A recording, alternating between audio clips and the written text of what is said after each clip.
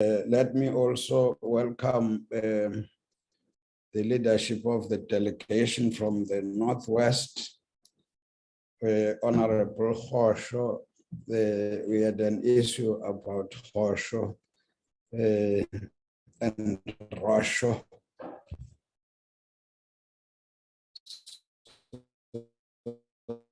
I've learned the lesson. Welcome, and let me welcome you. I know you are together with your HODs, but I don't want to take over from your.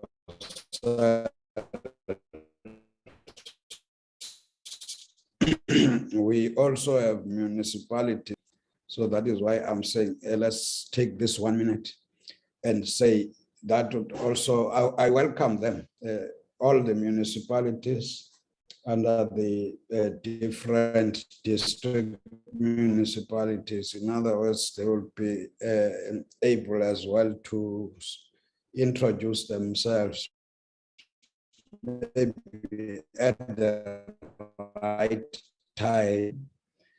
Declare the meeting officially open and immediately indicate that this is a follow-up meeting after a number of engagements with the Northwest. I'm told that from this 2nd to the 7th of May 2021, there was a long week visit to the Northwest. And I think there are also other meetings that followed up, and the last could have been last week or so. So we... Recording in progress. We are pretty sure about what are the that must be engaged and where there are gaps which must be closed. So today, this is progress report by the Northwest, and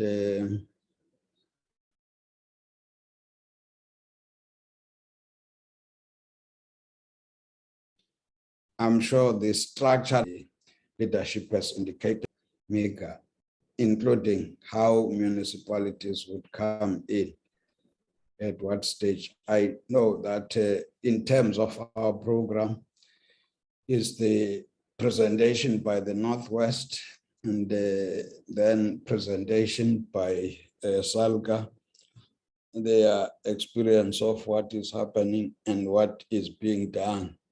So those are the two presentations. But I'm saying if there are any whatever issues that the MEC Hosho, you would want them to be closed in terms of, I assume the whole delegation is your delegation. Let me just deal with the logistics. Apologies, Portfolio Committee Secretary. Good morning, everybody. These apologies from the Minister and the DG. They are attending the launch of the Local Government Anti-Corruption Forum and the Local Government Ethical Leadership Initiative. The Deputy Minister Nkadi Ming and Deputy Minister Bapela will leave the meeting early, as they will also be joining the launch. Yes, Chairperson. And then with the municipalities, we've asked that they indicate which municipalities they're representing, but on the list, it's not everybody that indicated which municipality they will be representing. And then Honorable Brink said he will be a few minutes late, but that's all the apologies we've received, and we do form a quorum for the meeting. Thank you, Chair. Thank you very much. Honorable members, I've indicated the agenda. It's progress report by the Northwest and input by Salga. Any proposal for adoption of the agenda?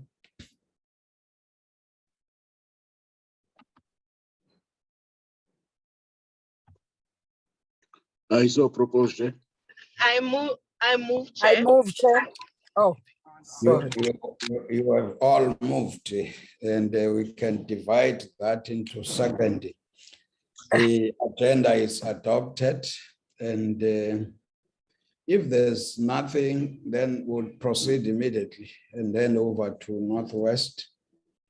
I think they will also help us as we proceed if there's anything that needs to be clarified in terms of the delegations from municipalities. We welcome all those who have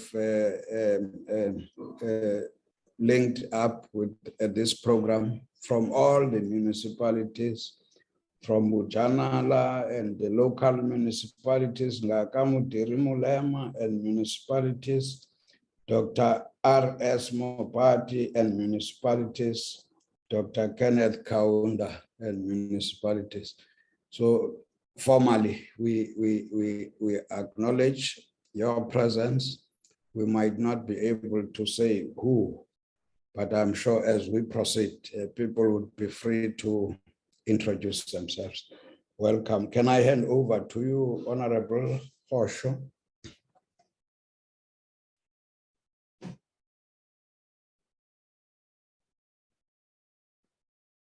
Or yes. No, good morning. Good morning, Chair. My apologies because I was trying to locate the MEC for Coxstar in the province. It looks like she has not yet connected. And my sincere apologies to taking time to unmute.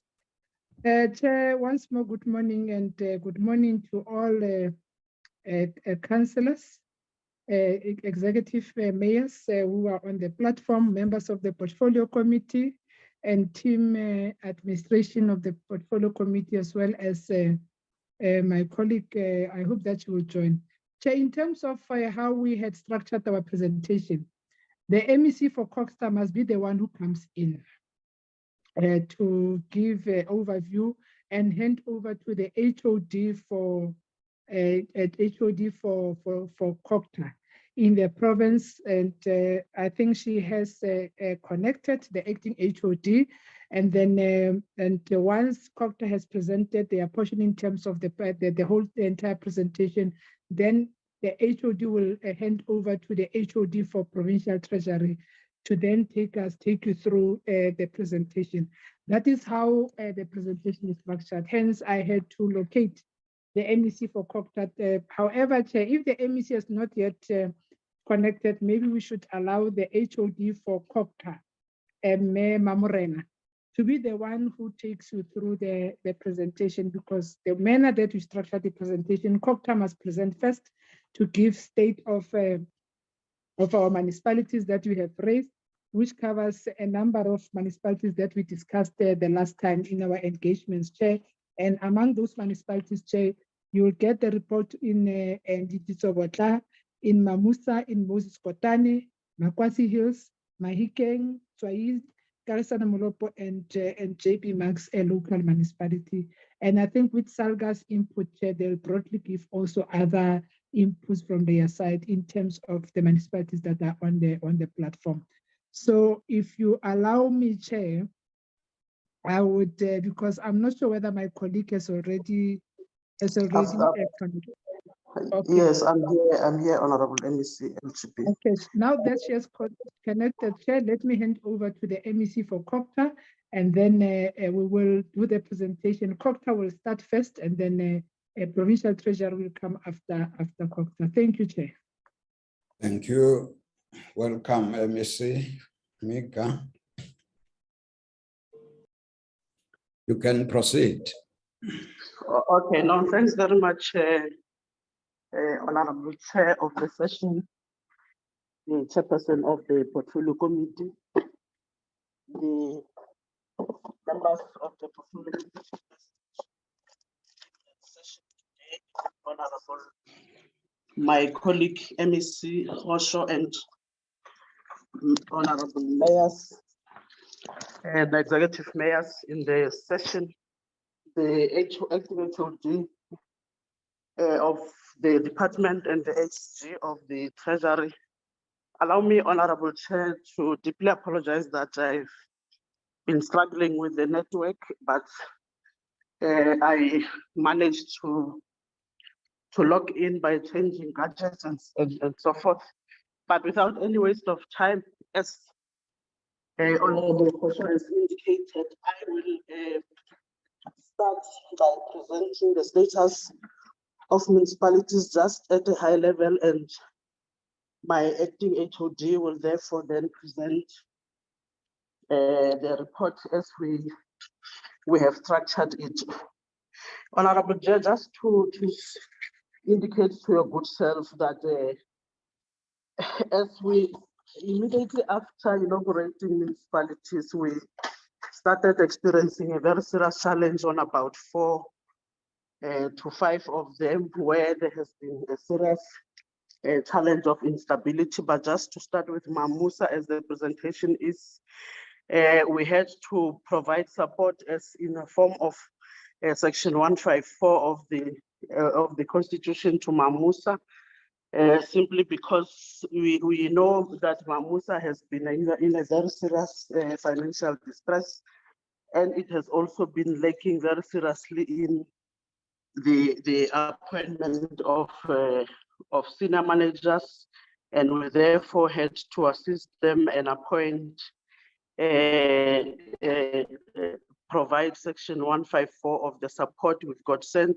We have sent there the acting municipal manager, and before we also had provided with them the support in terms of the director infrastructure. Generally, we also do have, and I think as the acting HOD will present, will also indicate the support plan that we have for that municipality. In Makwasi Hills, which is one of them where we had serious challenges of instability, where there was a fight between the leadership of the municipality and the union in that municipality, which to a large extent, there is now stability, especially after we also provided them with the support in a form of the acting municipal manager, because they also did not have the acting municipal manager, and the acting municipal manager has been able to then provide a plan on how they are going to then appoint the senior managers. In terms of that municipality, also a support plan has been developed. In Moses Kotane, we must indicate that there has been a challenge in terms of the appointment of Section 79 committees by the first sitting of council. We have been struggling to get that municipality to do what is correct in terms of the appointment of the Section 79 by the municipal council, and to a large extent there have been a fight on between who must be the chair of the infrastructure committee and who must not, and therefore creates a very serious challenge. We are still working together with that municipality to ensure that legislation is implemented as indicated by the Structures Act in that regard. We also have provided some kind of a support plan that we also are giving to that municipality. What we can report in terms of Mahikeng municipality, Honorable Chair, the very serious challenge was a challenge of service delivery, the very serious challenge of the impact that was not stable, and internal controls. To a large extent, administrative arm of that municipality has been the one that is lacking in terms of implementation of what is correct, but also not living out the challenge of especially water challenge and the challenge on the removal of refuse in the municipality. We also have been in engagement with the administrative arm of that municipality to try to resolve the challenge that they are finding themselves on. We would remember also that this municipality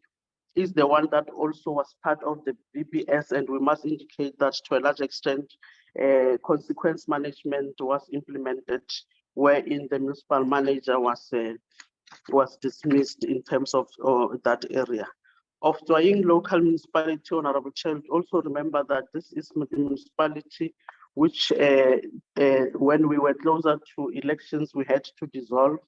due to the very serious challenges wherein they were fighting for even the tenders to security companies, and there was a very serious instability in that municipality, which then had led to EXCO dissolving the municipality. We also had deployed a team in Dzwaying local municipality, of which to a certain extent they have been able to do some work in terms of the support that they were deployed to do. And I must also indicate that, and I think Honorable MEC Hosho will then report in terms of how we have also been able to support the financial office of Dzwaying local municipality. The support plan is also been put there in terms of what we are doing to assist Dzwaying.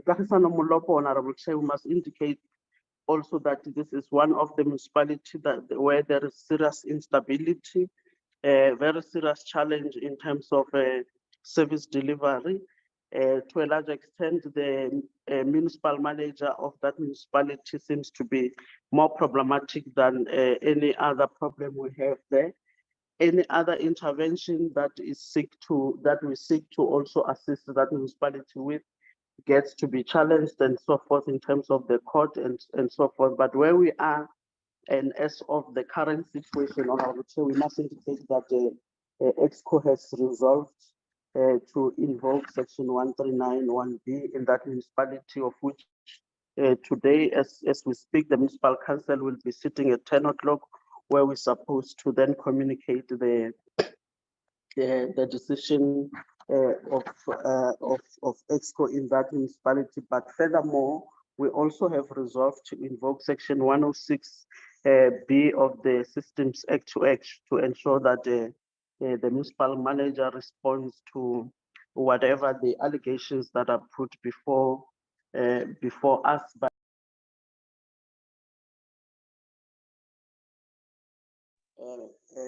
managers in the municipality. We must indicate that we started by section 106A, of which the municipal manager did not respond as expected, and therefore that's why we are moving to the other section. In Lekwatemane, Honorable Chair, we must indicate that the serious challenge, and this is a hand municipality, we must indicate, and this is the municipality where, to a large extent, there has been issues around the car that has been rented for the mayor there. Allegation is that the car is more expensive and the municipality is unable to provide services to the people. We have requested a report in terms of that issue of the car, and I think when we get the attachment, but to a large extent, I know that we had not yet received the car, despite the report, despite the fact that we had requested the speaker, the mayor, and also the municipal manager to give a report. But I think the acting HOD will indicate whether the municipal manager did give her, but I was still waiting for the report. In Rato, Honorable Chair, what we must indicate is that we have been requesting this municipality to present the SIU report to council, of which the SIU report was implicating, amongst other people, the municipal manager there. We have not been getting much of the positive response from the mayor, and the council of that municipality is now divided into whether the report must be implemented or must not be implemented. We also know that the strategies they were utilizing as the municipal council was to ensure that the term of the municipal manager comes to an end before they implement the SIU report. We have written them letters, also even indicating to them that we are aware of that intention, and we are requesting that they implement the SIU report. But we must indicate that to this extent, there has not been implementation of that of that report. I think if there's anything that I have left out I think as of JB Max, we had requested that the executive mayor should also give a report in terms of consequence management on the issue that was raised in the report that was presented before council, but we know for sure that the managers resigned there, but also the mayor was arrested, and I think and all other who were implicated got arrested in JB Max. And in Matosana, the issue that we also know for sure was a major issue was the issue around the allegations that the mayor appointed security companies outside the council, and we also had requested the speaker to then give us a report on how they have resolved that matter. And I think we will then get, if they are in the platform, because we had not yet received the report as per the request that we have made. I think the report that we only have is that one of Ratlow local municipality, which we can attest that we managed to get hold of. Thanks very much, Honorable Chair. I think then the acting HOD can then come in terms of the support that we are providing to those municipalities. Thanks very much. Thank you.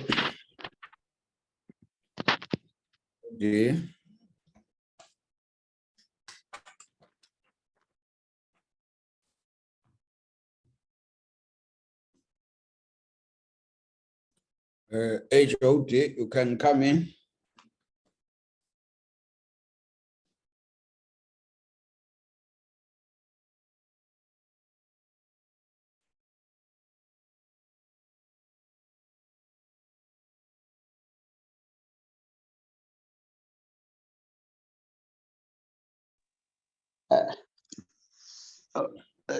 HOD, I don't know if you are here, if you can come in through your chair. Maybe the municipality that I must also report on as the HOD comes in terms of the support plan is the Ditsobotla local municipality.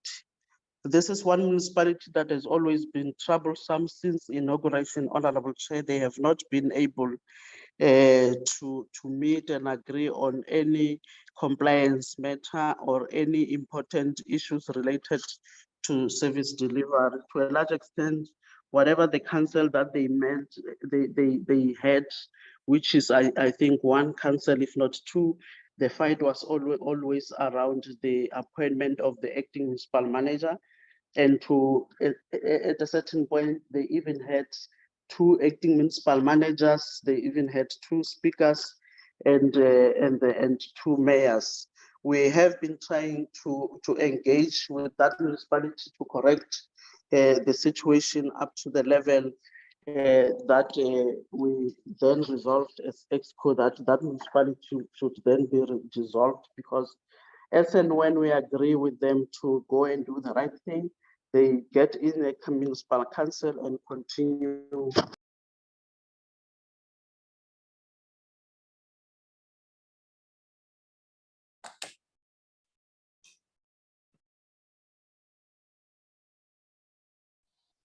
Now we can hear the MEC. We can't MEC hear. is muted. Chair. MEC is muted. Who can help us?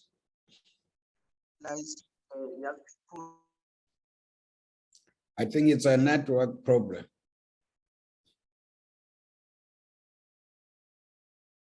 Then people were mobilized to send us down at Untitled local municipality.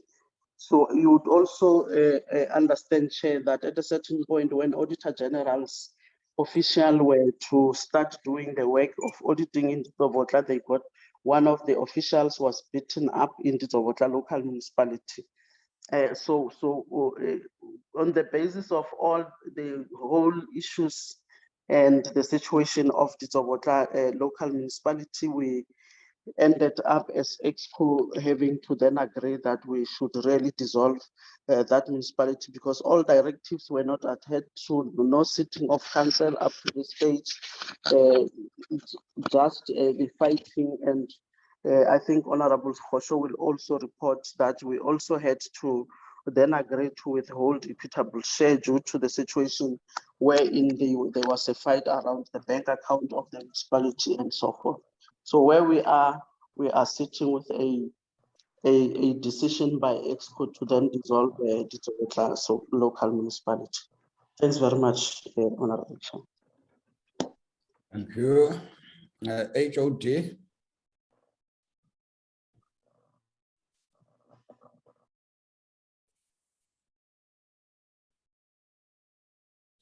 It looks like Looks like it's not here. yes, it looks like is not here. So should we move to Treasury? Yes, we can move to Treasury because the report as presented, it does have pages that then talks to the support plan, which I think honorable members would then see the support plans. Thanks very much, Chair. Thank you. Honorable Khosho.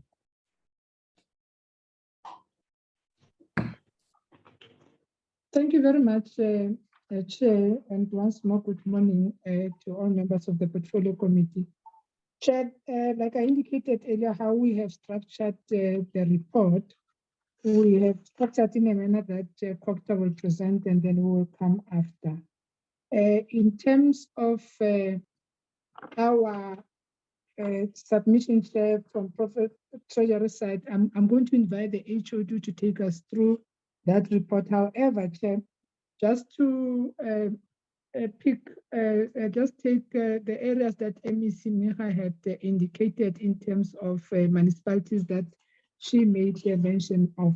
Honorable members must take note that the municipalities that we have mentioned, in particular, Ditsobota, Mamusa, and Tuaying, and Makwasi Hills are municipalities that are in financial distress. And if you go into the Constitution in terms of Section 1395 of the Constitution, read together with Chapter 13 of the MFMA, and in Chapter 13 of the MFMA, Section 139 and 140 talks to the financial recovery plan. So these are part of the municipalities that in the country, as honorable members can and note that are well aware or assist with the challenges of 43 municipalities in the country that are in financial distress. And in terms of the 43, 12 of those municipalities are in the Northwest. However, some of these municipalities that we're talking to today are municipalities that are in financial distress. And I will just get quickly into the Tobata that we've resolved to dissolve, though it's in financial crisis. And that it means municipalities that are in financial distress is municipalities that have continuously, in the last 5 years, has adopted unfunded budgets, whereby it has impacted negatively in providing services to our communities out there. So in Ditsobota, we have continuously provided support, Chair. We had got a joint plan with the Coxstar, and we've been to the municipality several times. We've even seconded a team for financial to start to do the assessment in preparation for the financial recovery plan. So with the invocation of Section 139, 1C of the Constitution, where it is dissolved, we have then, as Treasury has to ensure that as part of the resolution of EXCO, the financial recovery plan becomes part of the components, key components or central components of making sure that we drive the process together with COPTA, whereby financial recovery plan is central to the process, because as much as we have dissolved, we still need to do the financial recovery plan. So issues of financial recovery plan become sacrosanct to that. There are challenges also in Kagisano Molopo, Chair, like what the MEC has indicated in terms of invocation of Section 1391B, whereby it's supposed to be introduced, the administrator will be introduced today at 10 o'clock. There is a lot of instability in Kagisano since last week. Even yesterday, the Speaker's house was banned. We got that report.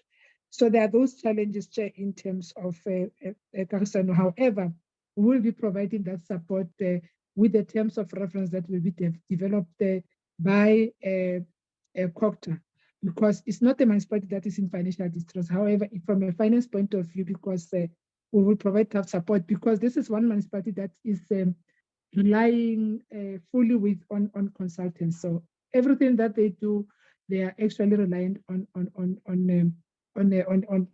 consultants, and this is what the AG has continuously raised as a going concern in terms of Kagisano Molopo. Makwasi Hills, I know that COCTA has seconded, there is an acting MM. However, we are providing support. We are doing that assessment in terms of the financial challenges that are there. In trying the chair, that also to cover what the NEC has indicated, we have seconded a team of financial and experts from provincial treasury to start to work on the issue of doing assessment and also go through the issue of a financial recovery plan. Because the 12 municipalities that I'm talking about, it's in entirety in the province. We already have a resolution of EXCO that they must be under financial recovery plan. And in terms of financial recovery plan, if you go, honorable members, you go into the sections of the Constitution 1395 of the Constitution, it talks about the mandatory intervention where the recovery plan has to be developed and be implemented. So we are working together with the national treasury in that respect, in making sure that the financial recovery plan it is implemented. On other municipalities that are on there to be discussed is Mahikeng, Honorable Chair. Mahikeng is one of the municipalities that are in financial distress, Honorable Chair. The council has been briefed as well. The Deputy Minister of Finance, Dr. Masondo, will be jointly working together because it's a non-delegated municipality. So we need to take them through the induction process so that they assist on the process of the financial recovery plan. Because one of the narratives out there that needs to be corrected, Chair, among councils, especially with the new council, they believe that the financial recovery plan, the mandatory intervention, when you talk about financial recovery plan, takes powers of councils and take powers of the MM and so forth. Hence, there's that back and forth in finally making sure that financial recovery plans are developed. So Mahikeng will be taken through that process through the Deputy Minister of Finance. I know that they are raising their issues in the corners, but constitutionally, there are processes that needs to be followed in terms of the financial recovery plan. And unfortunately, the reality is that we are now directed by the Constitution that when municipalities are in financial distress, what needs to happen. And then that's where you have the mandatory intervention. And with the mandatory intervention, Chair, it broadly, we have developed a joint support program with COCTA. We've worked with DCOC National, we've worked with the National Treasury, and as well as myself and my colleague MEC Mika, we've jointly worked together in developing that support programs for all the 12 municipalities that are facing financial challenges, because the continuous adoption of unfunded budgets has serious implications in terms of providing services to our communities, and we've made all those councils aware of such challenges. So, Chair, what I will do, I will hand over to the HOD. He will then take us through the state of finance, and we'll respond to issues of the audit outcomes of the last 5 years. He'll also cover the support program that we are doing, and he'll also run through the process of support programs that we've provided in different municipalities to this end, and also the engagements with our municipalities in respect of making sure that they finally are able to have a credible and cash-backed budget. Through you, Chair, let me invite the HOD Ntate Kunene to take us through the presentation from the portion of the side of Treasury. If I'm not mistaken, I think our slide will start from slide 25 in terms of the presentation. members can just go through the slide 25. I think that's where we'll start. Okay, Over to you, HOD. Thanks, Chair. thanks. No, thank you very much, Chairperson, honorable members, MEC, DM, colleagues from NCOP, provincial, COCTA, and other colleagues who have joined us. Chair, I'm going to be brief, largely because I think MEC has covered about 50% of what is incorporated in our presentation. Without repeating what she has said. I think it is common cause that we do have obviously serious challenges in our municipality, and part of what has been obviously submitted to the committee has to do with those municipalities that are in financial distress, and we have indicated in that slide which are those municipalities.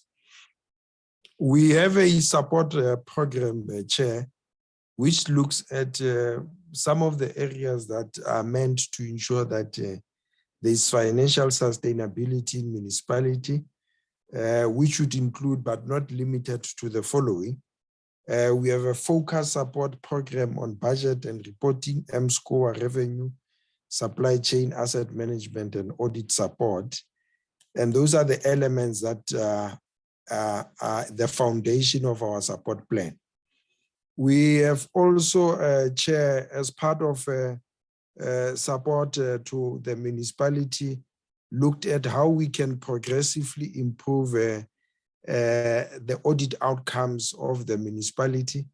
And we have incorporated that output in terms of our targets, in terms of the strategic plan. And obviously it covers a period of 3 to 5 years. The strategy is developed obviously in line with the 6 National Treasury game changers. And we also confirmed to the medium-term strategic framework priority. And we have also taken the municipalities through a workshop on the game changers, which we are obviously as part of our support.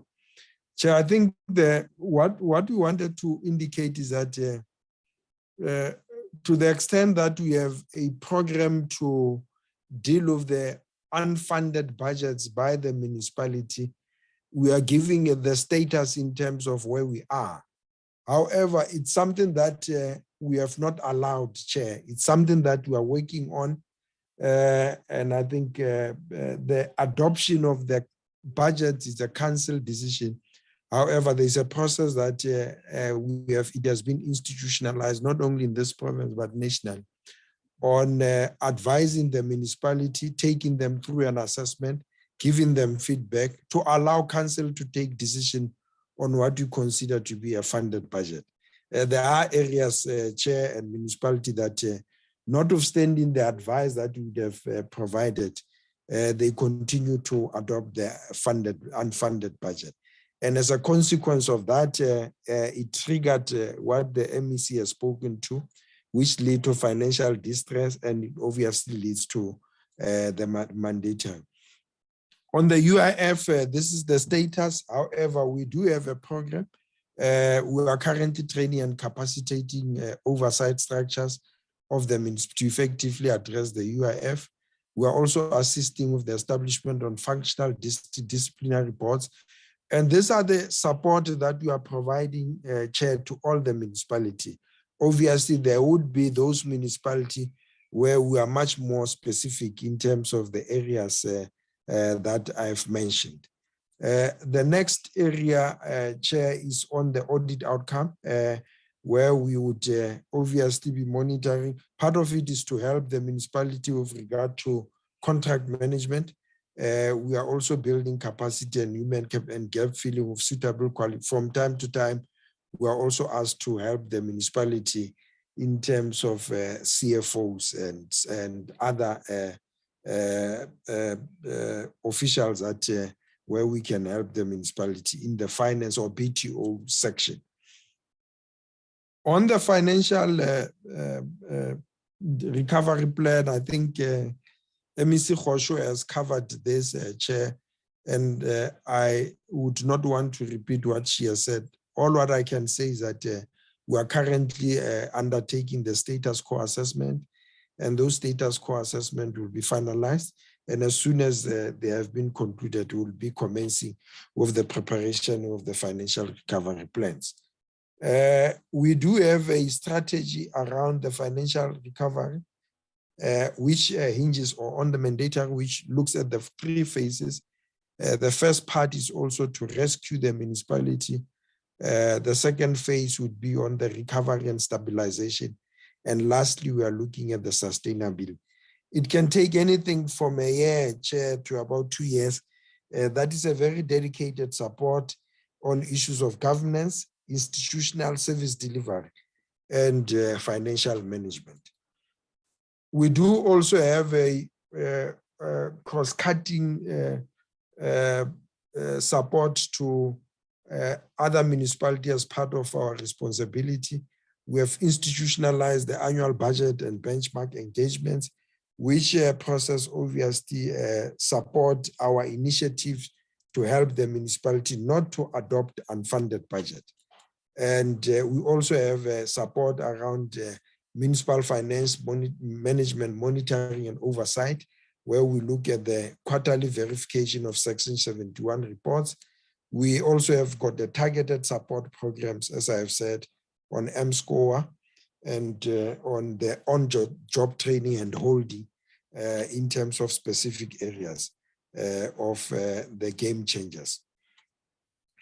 We are working together with National Treasury Provincial Cocta Salga and National Cocta on various initiatives to stabilize the municipality with biasness towards areas of finance and service delivery, so that at least we bring stability and sustainability into our local system.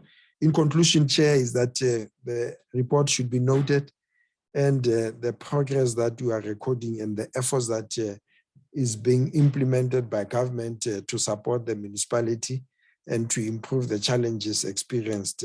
And lastly, that there is a progress on the mandatory intervention, largely with the view of developing and implementing the financial recovery plan by the municipality. Thank you very much, Chairperson. Thank you. I'm not sure then, Honorable Osho and Honorable Miga, if we can then proceed to Salga. If there's anything you'd want to say before we skip off from, we move to the next one.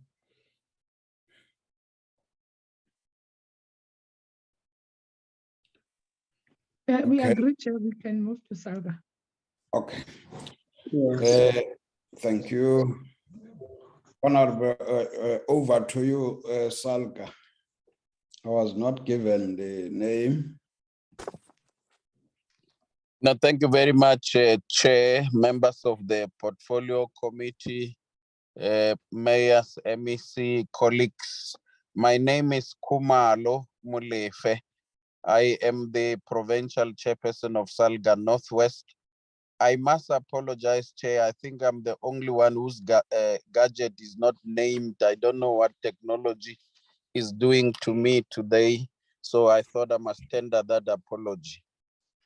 We will save the Portfolio Committee time by not repeating what the 2 MECs have reported, because largely the report is the same.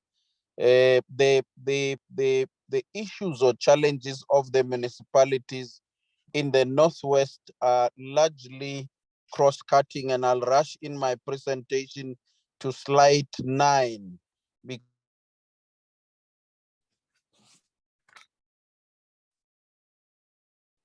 Because, am I audible, Chair? Audible.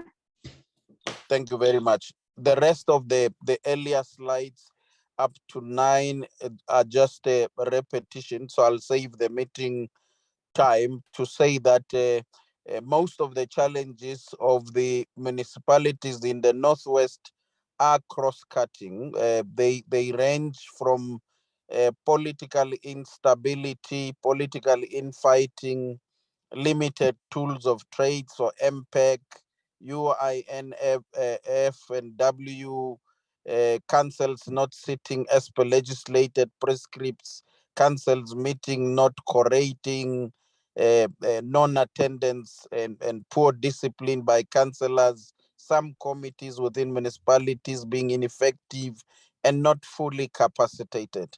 And our view as SALGA is that the root causes of these, amongst others, it's lack of accountability, delay in engagements of consultants to prepare AFSs, and largely most of our municipalities, although they have substantive CFOs, are over dependent on consultants. There's generally poor records management, lack or insufficient competent senior managers. So the current administration of councils in the Northwest have inherited what in our assessment as SALGA is a collapsing system. In other words, many of the municipalities inherited by this current administration were already on a downward spiral, and it is posing a challenge for the current administration. We can then go to slide 11 to say, what are we doing as SALGA in the Northwest? We will report to the portfolio committee that we have concluded portfolio-based induction on all councillors in the Northwest that we have done around May. We did not end there. We also went on to train MPECs on all finance. My apology, Chair. We continued to train the MPECs on all finance legislative regime. We went on to train all portfolio committees on portfolio-based inductions, and those are the interventions that we have. Now, as SALGA Northwest, we identified a loophole, and this is as part of our commitment. This is part of our commitment to ensure that competent senior managers are appointed. And as the PC of SALGA, we resolved to participate on observer and support status in the recruitment of senior managers. So we go through the adverts to check whether they are up to scratch, and we sit in the shortlisting and interviews as observers, and as and when necessary at all consistent time, we generate reports for the Department of Coxta, so that we compare notes as to issues of compliance. There are 1-2 municipalities that we observed that were not in compliance, and at all material times we raise such non-compliance with the department so that concomitant actions are taken. Now, coming to what in our view are things that we recommend. One of the things that is a challenge, and maybe we need to improve on in the Northwest, is on our relationship as SALGA and the provincial department responsible for local sphere of government, that is Coxta, especially on the areas of interventions. The history of Ngaka Modiri Mulema, and that is beyond this term, is that over time, when there are interventions in municipalities, such interventions or intervening officials lacked the necessary competence and experience to make any improved inputs in municipalities, and half the time, if not all the time, they exacerbated the situation. We are saying as SALGA, there can be an improvement if we strengthen the communication and the working together between ourselves as SALGA and the relevant intervening department and EXCO in the Northwest. So that is an area of improvement. What we want to insist on and put it before the portfolio committee is that we believe that it is high time that we introduce standard operating procedures, which say to us, in case of an intervention, what then becomes the role of SALGA as it relates to the role of the department. There must be an insistence on working together, on comparing of notes. Half the time, the provincial government will intervene on something that the SALGA were already intervening on capacity building and various areas. The other area that we would want to insist on, and we don't think it must apply to the Northwest only, is that if, for an example, a department intervenes in a municipality and sends an administrator or whatever official, that administrator must meet the requirements ordinarily similar to requirements of that position. So if you intervene in a municipality, you are sent as an administrator, surely you must be having a similar requirements as an accounting officer or a senior manager would have. Half the time, that is what we lacked in the history of the Northwest.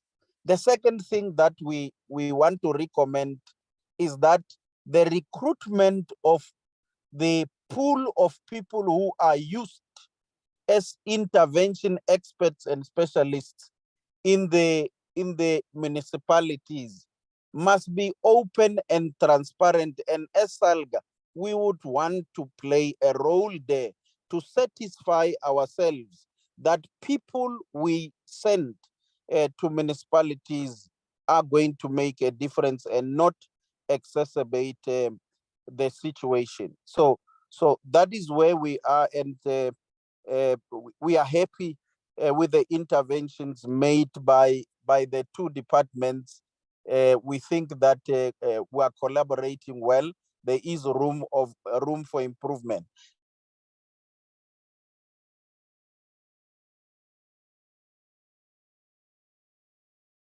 The last chair is the phenomenon of the abuse of this thing called motions of no confidence.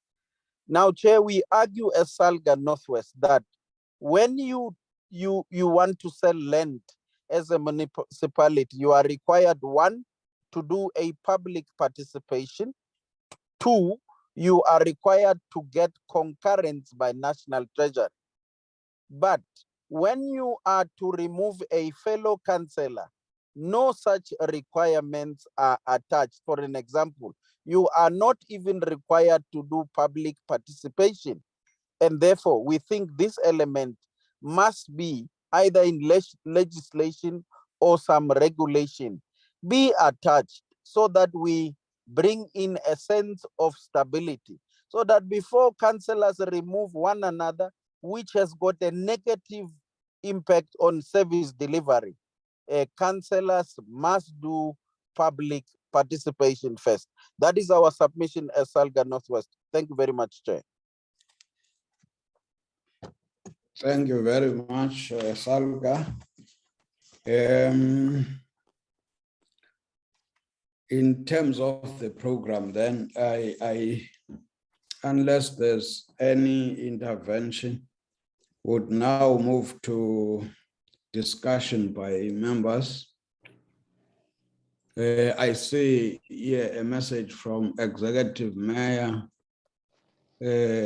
Councillor Tsolela, MEC Finance, and Councillor Rampele, ACFO. My apology, Chair. Yes. That's the Chair of SALGA. My apology. I'm actually at the doctor. I'm getting into consultation, so I'm going to mute and continue to participate. My apology. Okay, no, it's fine. No, I was just reading messages. Like we have said, would welcome any of the executive mayors who might want to say anything, but they can continue to participate after we have taken hands of the, and if they have had the members of parliament and issues. Let me go to members. I see the first hand there is Honorable Groenewald, number 1.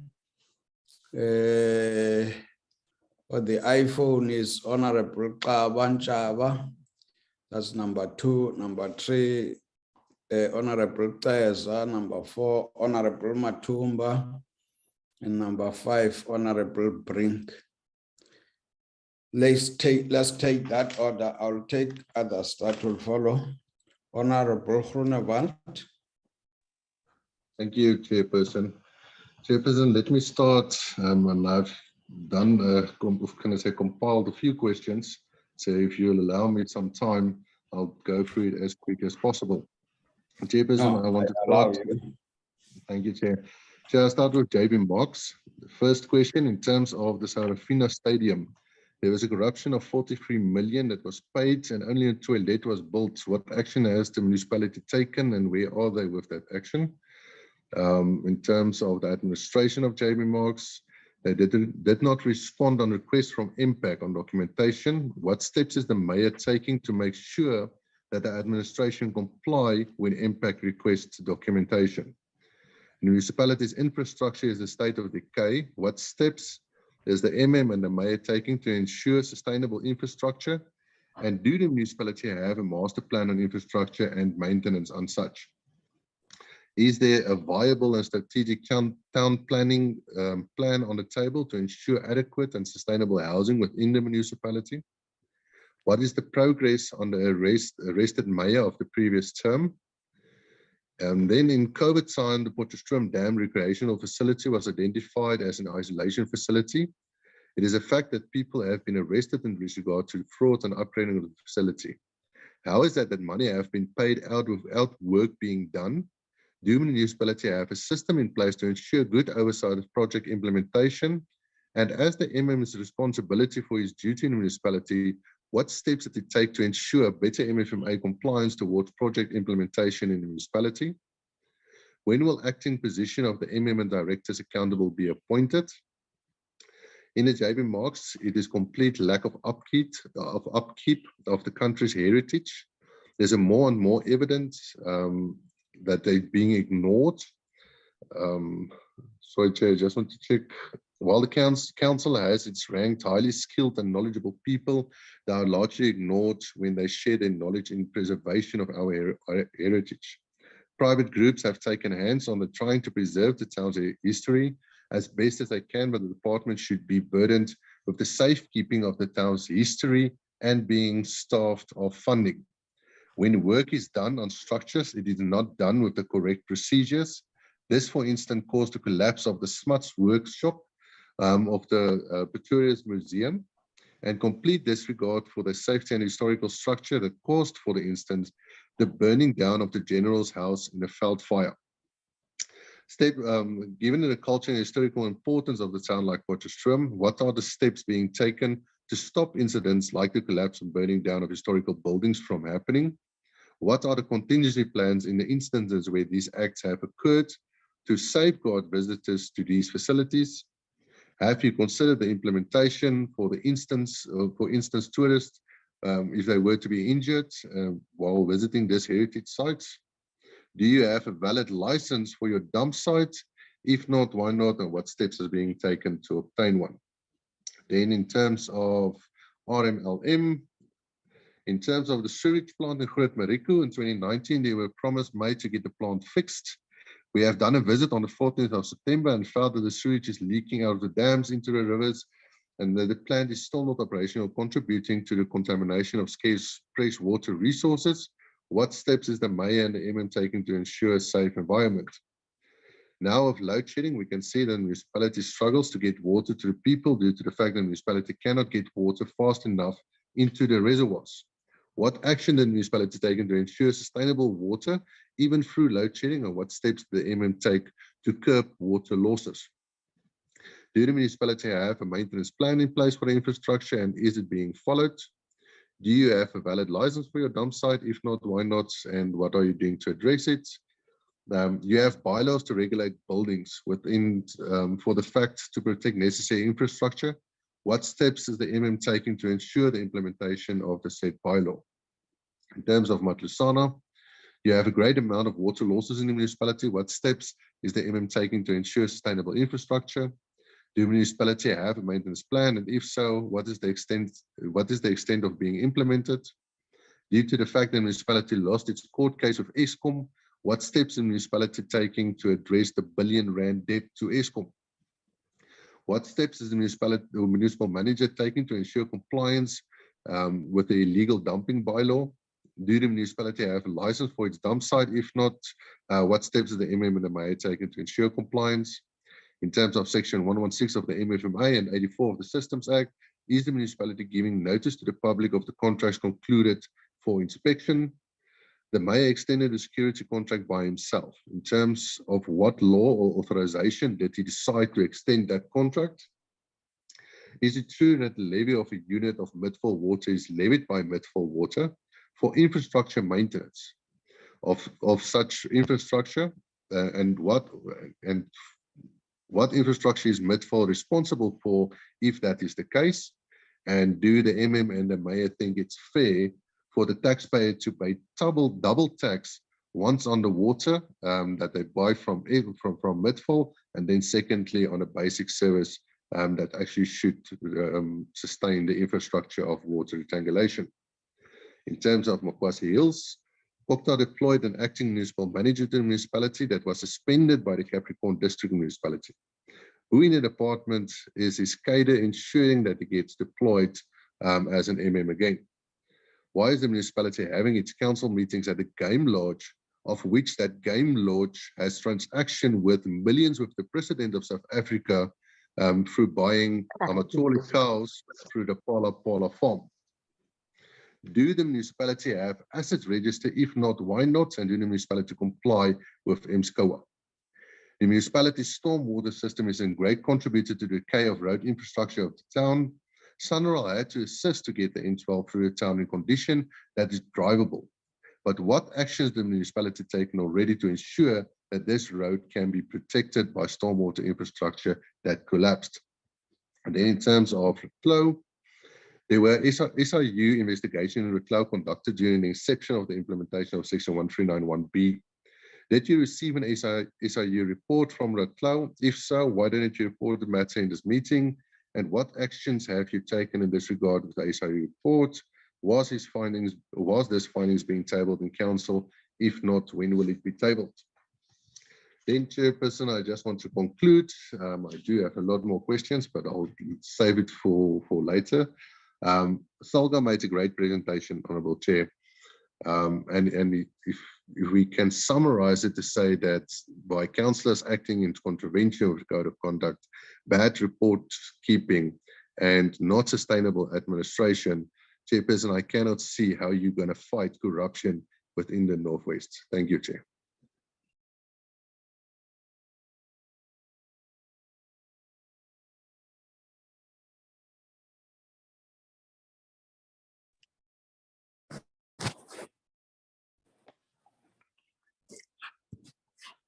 Hello.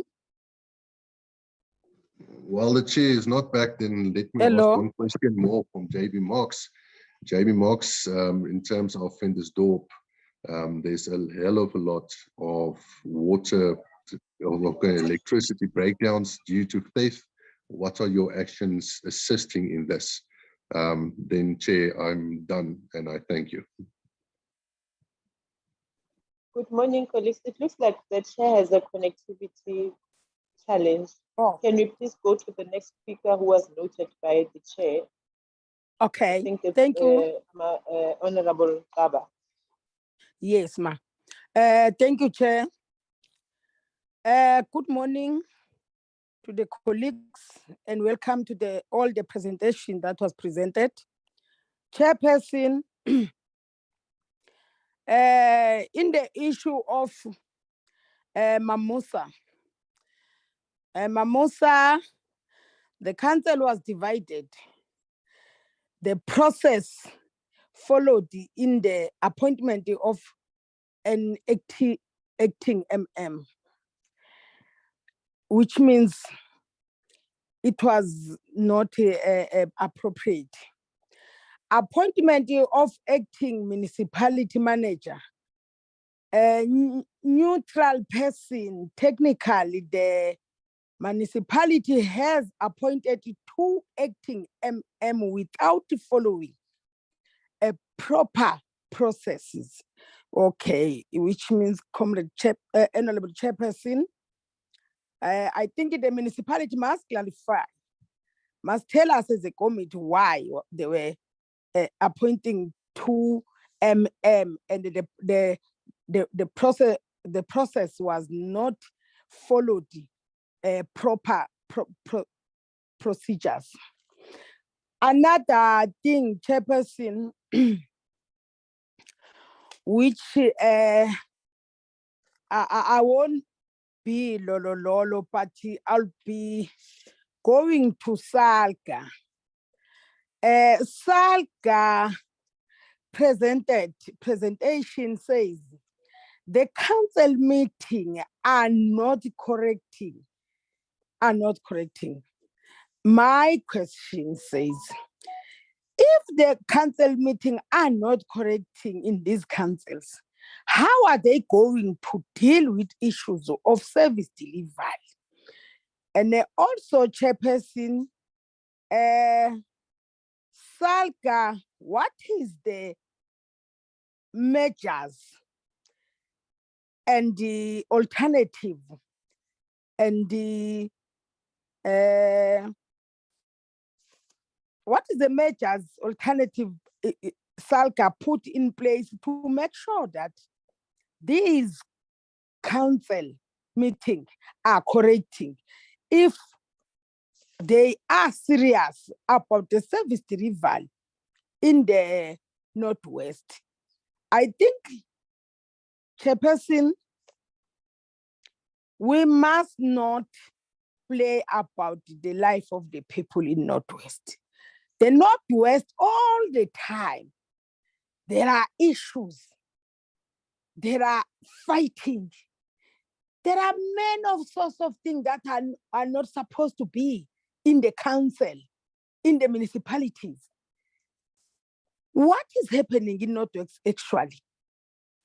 I think the COCTA in Northwest must tell us which mechanism they are putting in place to deal with this issue of Northwest. Thank you, Chair.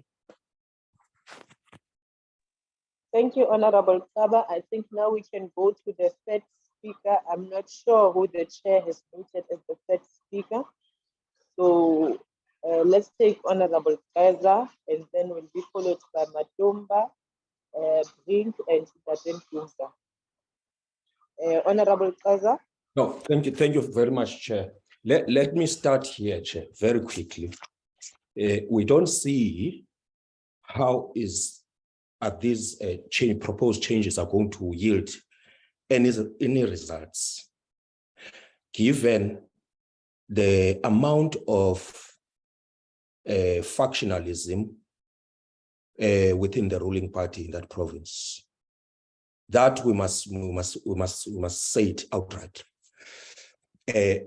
Because, Chair, 2016, 2017, in terms of Dr. Ruth district, there's qualified audits there. Just to start there, we spoke about, at that time, we spoke about Mamusa, 11 conservative disclaimers, opinions for its audit. did not have a proper records management. At that time, when we started here in the committee, the meeting was at 7 o'clock. We knocked off at 10 o'clock. And then we discussed issues of most severe political infighting at that time, aggravated by service delivery protests, affecting audit processes, admin and political leadership. Let me just bring them closer. Administrators did not take care of numerous, that comes from that. Administrators received numerous threats. This is Mamusa, was then was prevented access to municipal buildings by protesters. What is it that the province has done since that time? Because we are sitting here with the same issues that we discussed at that time. I think it was 2019, 2020, and them saying here that they are talking about unfunded budgets. We are working on it. Until when? And then they go on, they talk about the time frames that we will have a year to 2 years, kicking the goalpost again. When are these issues going to be resolved exactly? Are we going to be sitting here 2 years and to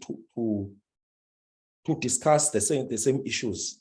What is it that is done? And then, Chair, the other issue is that we do not see that there will be positive outcomes if division of revenue formulae is not amended. There, we must put it outrightly that treasury, in order for them to, provincial treasury, I might say, in order for them to realize this financial sustainability that they are talking about, they would have to speak the same language, all of them, together with National Treasury in terms of amendments of those. And then they must go on to Chapter 11 of the MFMA and go and change those things, because all of it is a result of what the municipalities are facing currently. And if we're genuine in talking about financial sustainability, the sustainability of municipalities, and all sorts of issues that we have outlined here, we are going to have to be in one page in terms of what happens. Then, Chair, there is a problem that we raised the last time we spoke to these issues, the recycling of failed municipal managers. You find someone is implicated here in this particular report, that the first thing, he resigns. And then you find municipal managers that have failed in municipalities as recycled in terms of being administrators in municipalities that are put under section 139 provincial intervention. Of this provincial intervention, how much of your of the results from the time that we've seen the intervention, how much of the results have been, before we talk about sustainability, how much of the results that up to date that have yielded results there? And Mamusa, we went there, there were by-elections there, and the smell, Chair, is not inviting. You can imagine for the people that are staying there. So you see that people are deliberately neglected and put in those places so that they can die there. When you go to the Constitution, section 152D of the project of the objects of local government, you don't see this being implemented, meaning that the province is violating the constitution. So what happens there?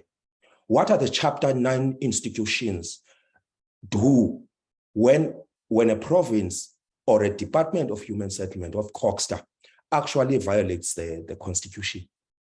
What is consequence management, and how far is that investigation, and who are the people held liable for these things? Because every time we are talking about these matters and we are not seeing the outcomes, and then we see this goalpost kicking. We are not surprised by many of these things that are happening, because you know, they really, we have a vacuum of proper leadership in that province. We've seen it with the national intervention, section 100 of the constitution. So we're really not surprised in terms of that. We're not expecting much too, because we have been talking, and now today we're still talking and kicking the goalpost to 2 years. It's embarrassing, to say the least. Then in Likwatiemane, we even spoke about 1.2 billion, 1.2 million to consultants. This issue has been said by the Auditor General over and over and over again, and there's no recovery plan for money that has been in fact, there is no value for money, because those financial statements are not actually done. So you've got a myriad of issues, from Mamusa to Dr. Ruth, to Greater Taung. They are here, Chair. Ruth Homoti Mumpadi, and all of those issues speak to the inability of municipalities to deliver services, either because of factionalism. And how do you explain 2 MMs, Chair? How do you explain 2 CFOs? What is that? We need not ask what is happening. It's clear what is happening. What is happening there is factionalism, it's uncontrollable ambitions, it's unprincipled leadership, it's self-seeking leadership, it's leadership that will do everything for self rather than for the people, because they are chasing the tenders, they are chasing the supply chain management, they are chasing the external service provider that are connected to them. They are not chasing service delivery, because if this was the case, we would have seen from 2019 up until now what is the outcome of those interventions. Thank you, Chair.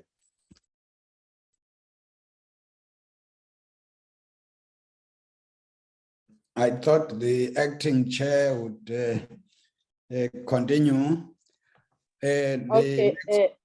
Okay, over to you. My apologies, Chair. I just wanted to brief you that we had the first speaker, and the second speaker was Honorable Kaba. The third speaker now was Honorable Keza. So we're going to Honorable Matumba, and be followed by Honorable Brink and Honorable Pomza. So that's the order that we agreed on, Chair. You can now continue with sharing. Thank you, Chair. Yes, let's allow the next speaker.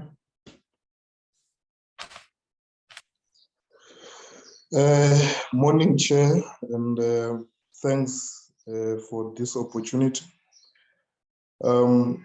Chair, what we are faced with here, I will start by the issue of gangsters in council. I think we need to zoom into this issue, because even in the last meetings we have those, workshop with Salga.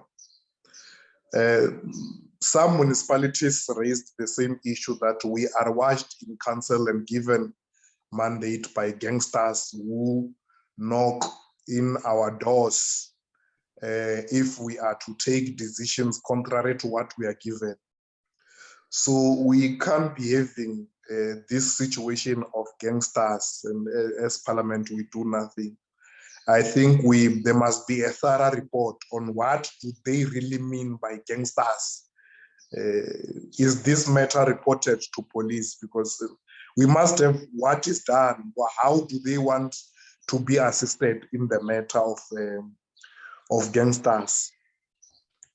Chair, we have always said in this forum that there is a serious challenge of consequences management when it comes to politicians. Municipalities and departments always act on management and leave politicians. And through this, politicians now think these municipalities owe them something. They think they have they have powers to do as they please. I mean, what is this thing of having municipalities being logged, bouncers being hired? I mean, it's something else. So what we have here, like what Honorable Treza said, we are having a political instability. Now, Salga, we want your report to be clear, because you can't say there is political instability and political infighting. No, that report is not clear.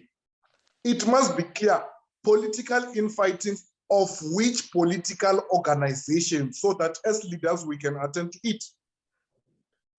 Because we know that you do not want to write that there is ANC political instability. That must be solved politically outside those municipalities. Because those comrades, if they are led somewhere outside and they are deployees of a political party, that political party must take action against its deployees.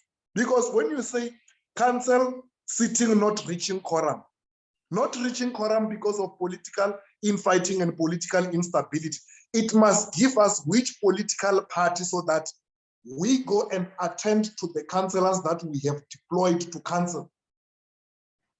It cannot be if management, part of management and administrators are to miss days at work, you act, but councillors can do as they please. So even these solutions you are coming with, they are not going to assist with nothing. What we are having here, it's a political problem that requires political solution. Without political solution, this one is not going to be solved. I mean, some committees within municipalities are ineffective and not fully capacitated.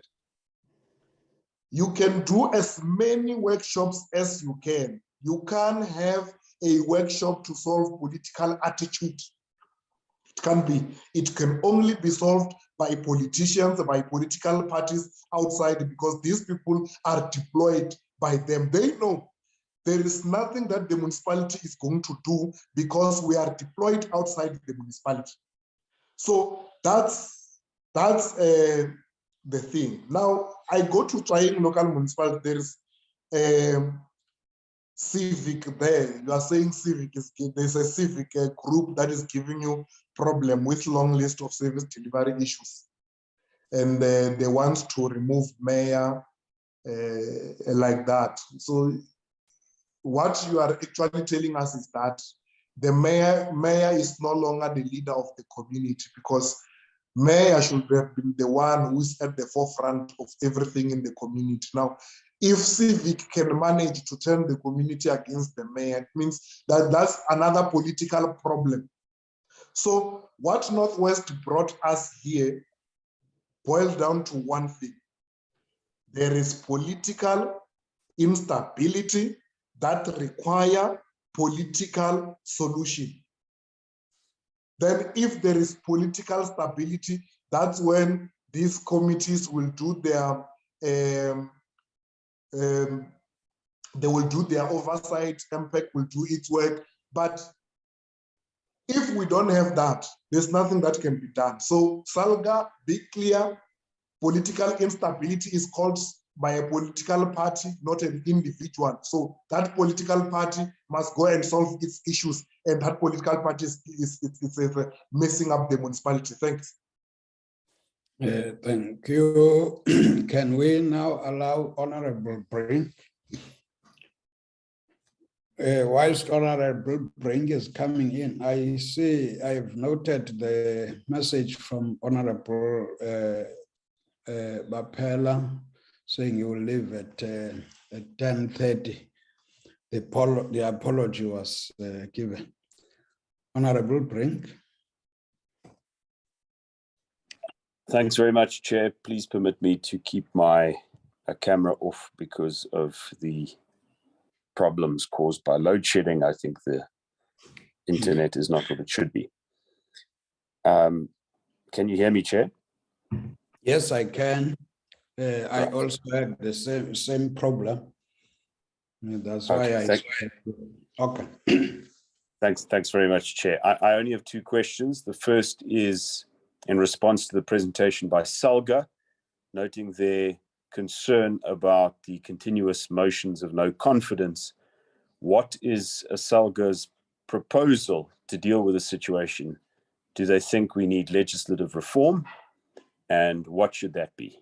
Please inform the committee so that we can start applying our minds to it. It's a very sincere request, because I agree that that these motions of no confidence cause needless instability, but you still do need to give the council a remedy when the political leadership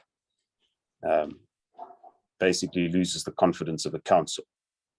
So it's going to be an issue of placing limitations on motions of no confidence. Then secondly, Chair, question to COGTA National in light of what was presented here, also in light of what my colleagues have mentioned about the recycling of poorly performing municipal officials.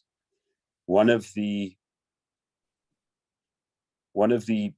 previous regulations under the Systems Act before the Systems Amendment Act of 2011 was declared unconstitutional was the requirement that senior managers who resign after disciplinary proceedings are commenced against them, as well as senior managers who are dismissed for misconduct, need to be effectively blacklisted by the Minister of COGTA. But when the 2011 Amendment Act was struck down, those regulations were also struck down. And so since that validation, the minister hasn't been keeping track of these officials, updating the so-called blacklist. I just want to know from National COGTA, are we close to promulgating or re-promulgating those regulations, as well as other regulations that were under the 2011 Amendment Act, now that the 2021 Amendment Act has been signed into law by the President? Thank you, Chair. Thank you. Honorable, the next one is Honorable Mbumza.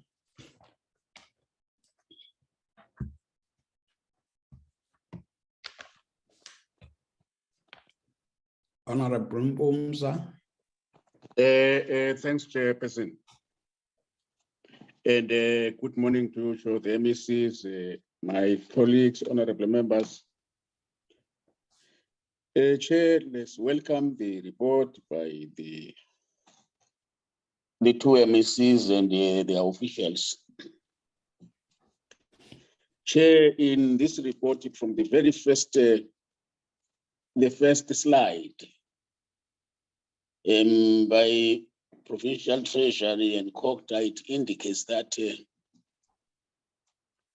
it's very distressing that over a period of 5 financial years, municipalities have been adopting an unfunded budget to run their own municipalities.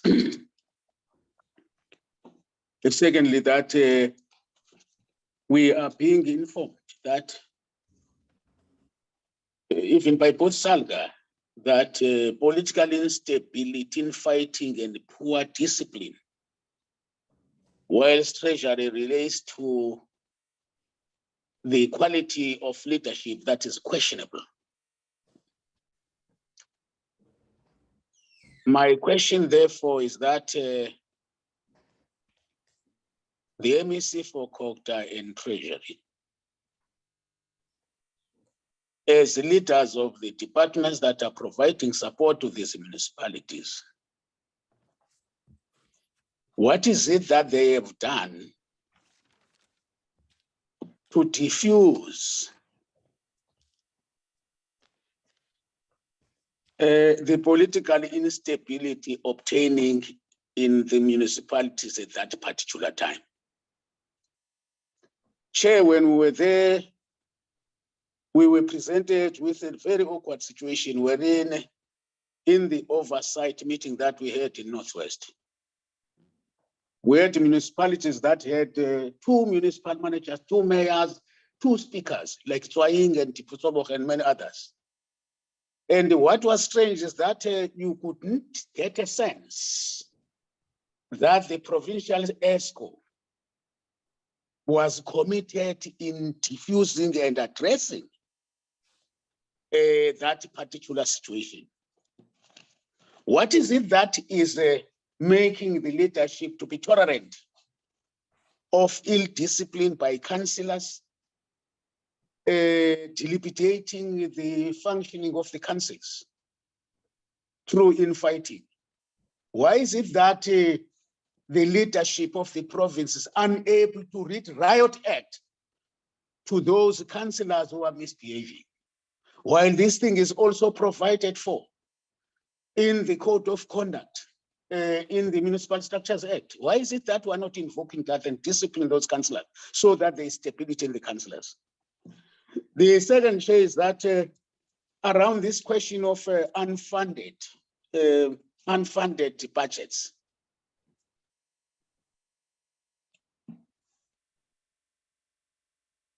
Treasury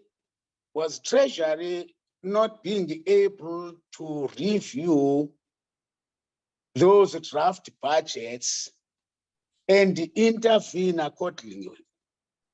Are we being told that now, despite the intervention by Treasury in reviewing those budgets that were unfunded, so those councils, they actually defied the provincial treasury and went on to adopt those budgets, unfunded as they were? Can we be assured now that in the Northwest, after the local government election of the 1st of November, we do not have now a situation of obtaining in municipalities, a situation of 2 mayors or 2 municipal managers currently? Has that been addressed completely? The other one, Chair, is that in this report, we find that municipalities had been unstable for a long time, not only politically, but also administratively. That way we are getting municipalities fighting about an acting municipal manager. And at some time, like Mashosana, you find that for a long time, this municipality has not been heading the municipal manager and a CFO.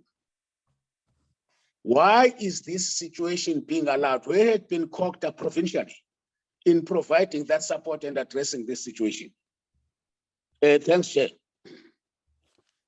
Honorable Direko. Thank you, Chair. I've got a lot of questions, but Chair, I'm really discouraged because I feel that asking those questions will be a fruitless exercise. Looking at the presentation that have just been presented to us now, one could pick up that there's no hope of this municipality getting better. Most of the issues that we have faced are still not yet addressed, even after local government elections. We still have instabilities in municipalities. We still have municipalities that are adopting unfunded budget. We have dysfunctional councils. all those things that were raised by then, they are still here. And it looks like there's no improvement. So I want to check with the department and all the relevant stakeholders who are providing support to this municipality. Can they confidently give us assurance that things will be better in those municipalities? And we want their honest opinion. And if there's no hope of things getting better in that municipality, what could be the possible solution to those challenges? You look at the municipalities where the council is unable to present SIU report. And what does that mean to you?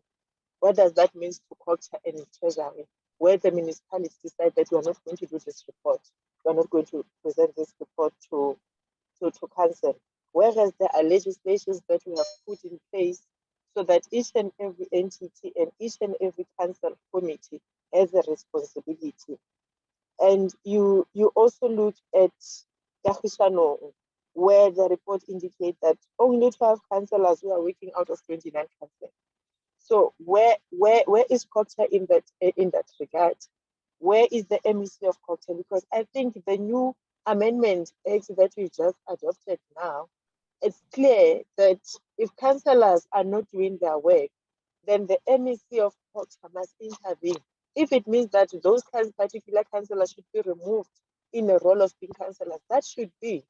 So I believe that we have these challenges. They need all of us, and they also need a willingness from all the stakeholders. But we can't hold our people at ransom because of the people who decide that they are not going to do what they are expected to do. So, Chair, I feel that asking questions will not assist. We just want to get a clear indication as to are the relevant stakeholders willing on this intervention.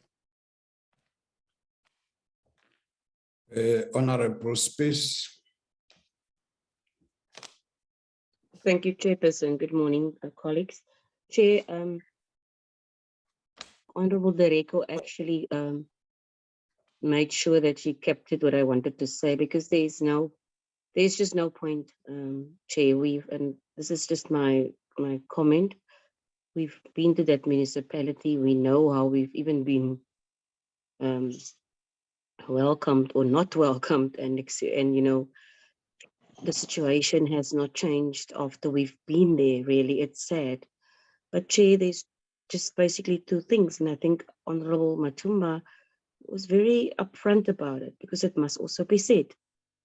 Those political employees must be dealt with, that public representatives in that municipality by their party. And that is it.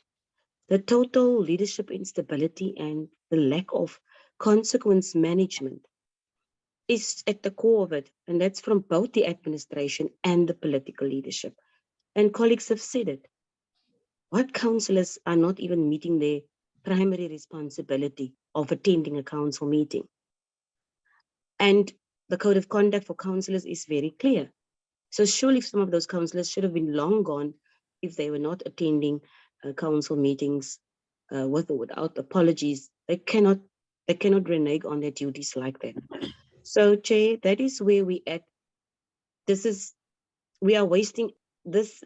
They are actually wasting our time, and we should actually take a very strong line in terms of how we're going to deal with these municipalities that perpetuates the same pattern, and come back to us, and then we must accept what they say, and then we must try to engage in conversation. But the conversations and the discussions that we engage in brings us nowhere, because it doesn't change the situation on the ground. It doesn't change the situation for the people of that particular municipalities. So I'm disheartened, Chair, but that's where we're at. And I think the narrative was right through by all the honorable members that this is a situation that is not changing. There needs to be a different approach to how we're going to handle the Northwest. Thank you, Chair. Thank you. I am not sure if the hand of Honorable Groenewald, is it an old hand? No, Chairperson, I asked on the group as well if you can allow me to just touch on something more. Touch on it then. Thank you, Chairperson.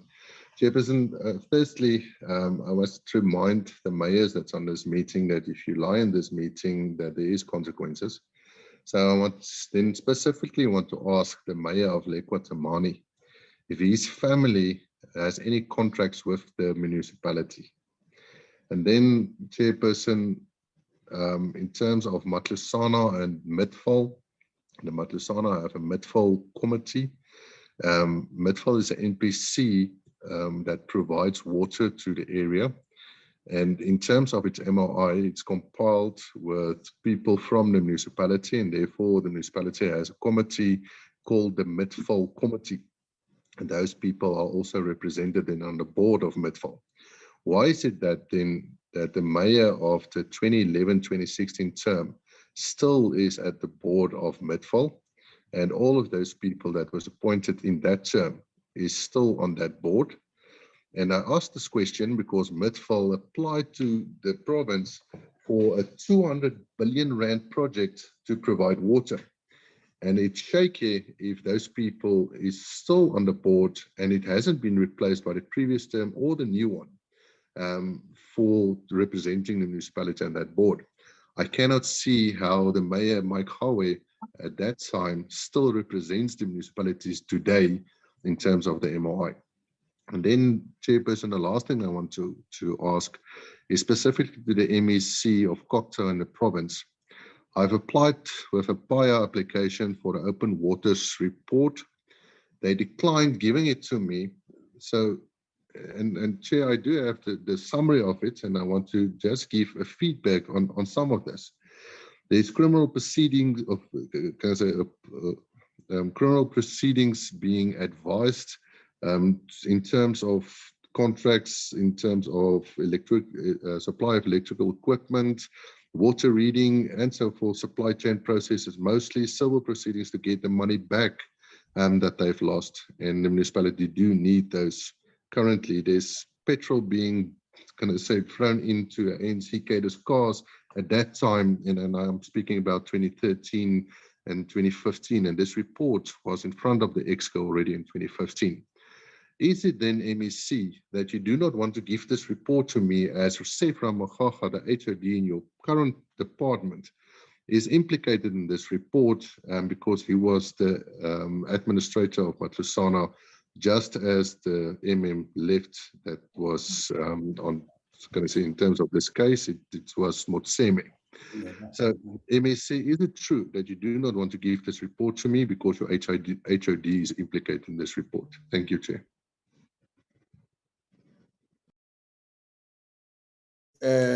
Honorable Ceza, is that an old hand? No, Chair, it's certainly not an old hand. Chair, thank you again for the opportunity. Section 34, right up to section 44 of the MFMAs. Let me read it so that we're clear. The national and provincial governments must by agreement assist municipalities in building capacity of municipalities for efficient, effective, and transparent financial management. It will go on like that to subsection 2, to identify, to support municipalities to identify and resolve financial problems. And then it will go to subsection 3, when performing its function in terms of section 155(6) of the Constitution. A provincial government must share with the municipality the result of its monitoring to the extent that those results may assist the municipalities in improving its financial management. Must, upon detecting any emerging or impending financial problems in municipalities, alert municipality to those problems and assist municipality to avert and resolve financial problems. So what we should be getting here is a status of improvement of capacity of those municipalities. And the how question must then be answered and not responded to, because there's a difference between that response that you give for the sake of malicious compliance and the clear answer that our people are waiting for. Because we need a municipality, an ideal municipality that actually has quality leadership to comply. And I think it's section 27 that talks about compliance of the MFMA. And we don't see, Chair, the seriousness from Northwest to actually curtail and improve on these matters, as it were. And because, Chair, I said in the beginning, we met with Northwest a long time ago. That meeting was at 7, it knocked off at 10. We were speaking on the matters. And we spoke about issues of water and sanitation in Vryburg. We spoke to the issues of water and sanitation that are affecting Huhudi Township in Vryburg, a suburb, and Rosendal Farm. And we would like to know, to get a sense, Chair, of the improvements that have been gained from that time, because it was a long time ago to talk about those things. Because on my own, I wouldn't wake up, I wouldn't have a clear conscience, Chair, going to work, and the only thing I report is political instability.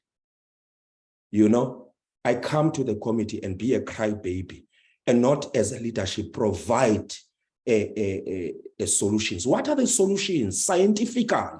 You know, in terms of that, not kicking the goalpost. There's no scientific evidence that would say that by that time you would have completed, because currently we are still talking on those matters. What is the scientific evidence that points at those that 1 to 2 years being bringing yielding positive results? If we do not have a proper funding system that says that does not assume that those municipalities will be able to collect own revenue, when our people who reside in those communities, black and white, colored and Indian, everybody is still waiting for the answer towards a service delivery. Thank you, Chair. Thank you. I skipped Honorable Kabanchaba. I'm sure it was because when I got cut, I no longer see the hand, but if she is around, I'm allowing her to speak. Whilst we, okay. Honorable, yes. she already spoke. She has already spoken. Oh, okay. So it was an old hand. Okay. I suspect that then let's allow responses. The coordination of it would be left to the MEC.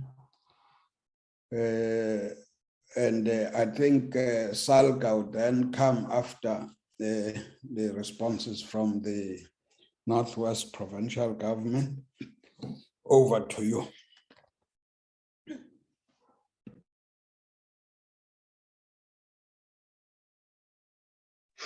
Okay, no, thanks very much, Honorable Chair. Maybe I must start with those questions that are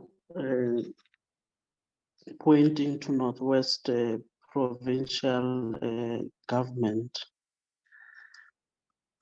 I think on the issue of Mamusa having appointed 2 MMs It might be something of the past, but we must indicate that as we have reported, we have provided a support in Mamusa local municipality, and there's only one acting municipal manager there who is currently running the administration of Mamusa.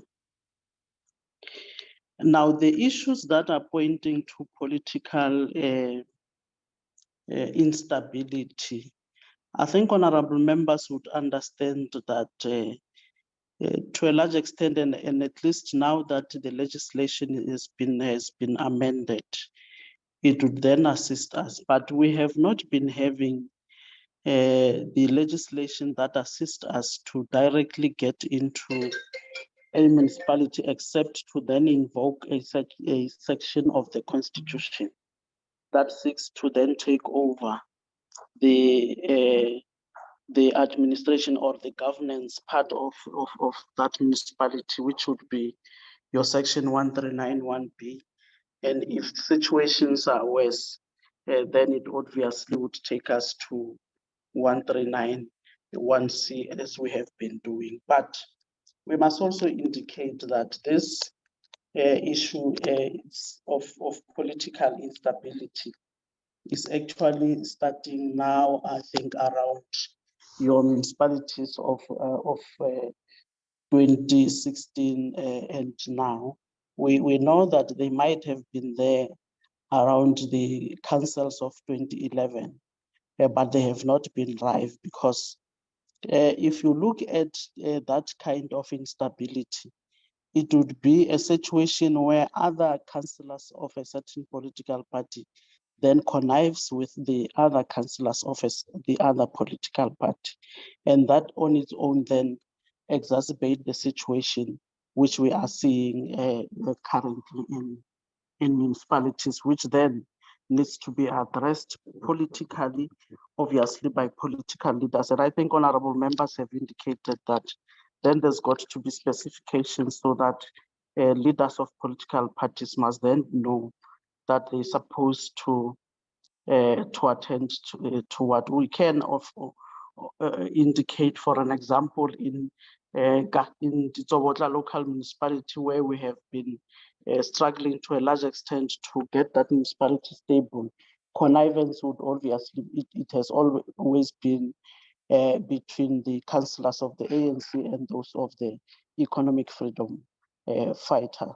So that's the situation we have. But what then we did at the level of EXCO in trying to intervene in these situations, we Premier established a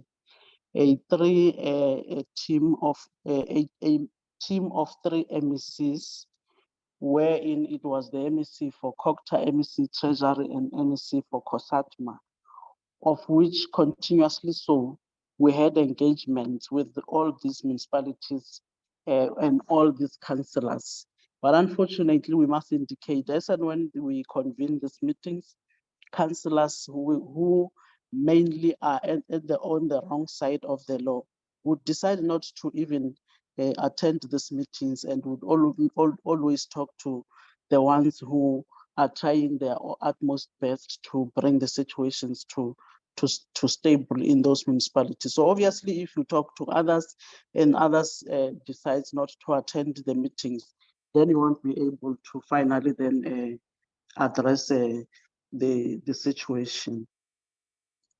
On the issue of recycling of failed municipal managers, we discussed this issue to a large extent, especially even when we were discussing whether the interventions of Section 1391Bs are assisting in municipalities. And it came to a point where we also had to then deal with the situation that to a large extent where we are not yielding fruits, it's on municipalities where we would have deployed a municipal manager who has failed somewhere and obviously would not make change as an administrator in a certain municipality. And EXCO resolved that situation would not happen anymore. And because this database that indeed was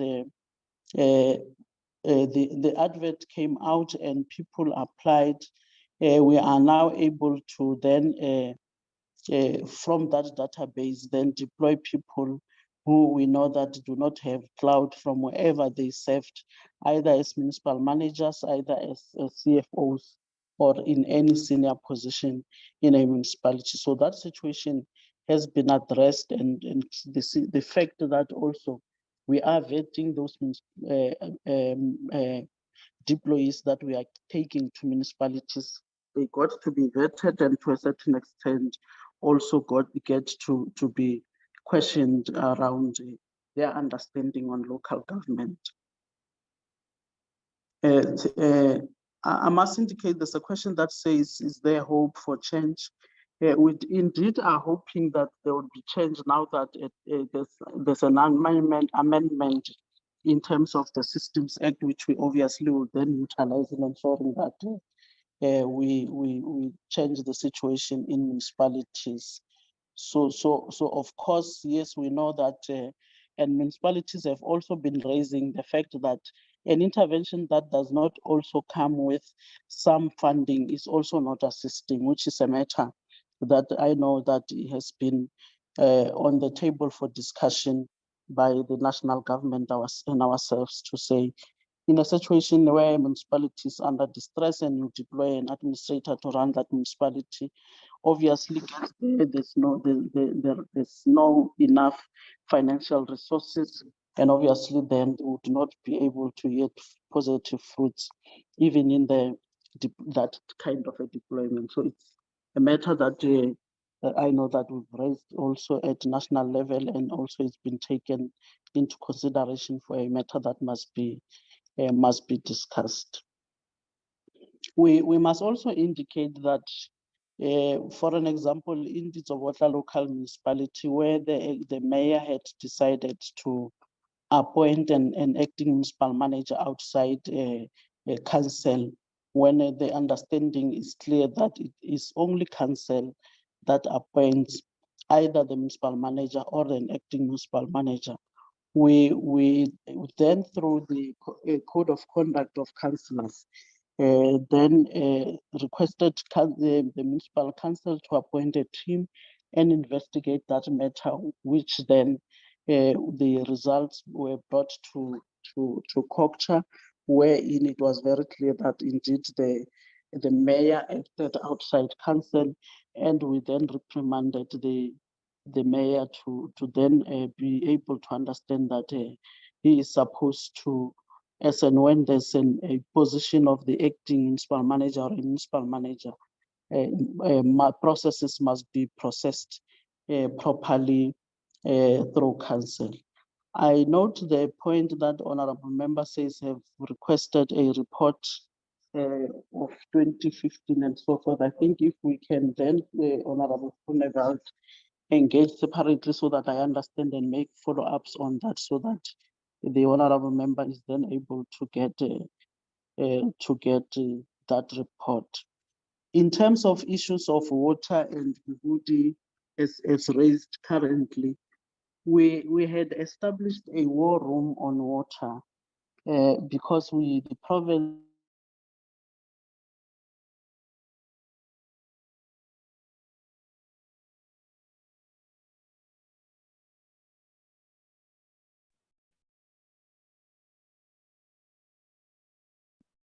was meeting every day from 8 o'clock to 9 o'clock, and we were able to then identify where there are challenges of water and then be able to address them as and when they come. But to that extent, we must indicate that the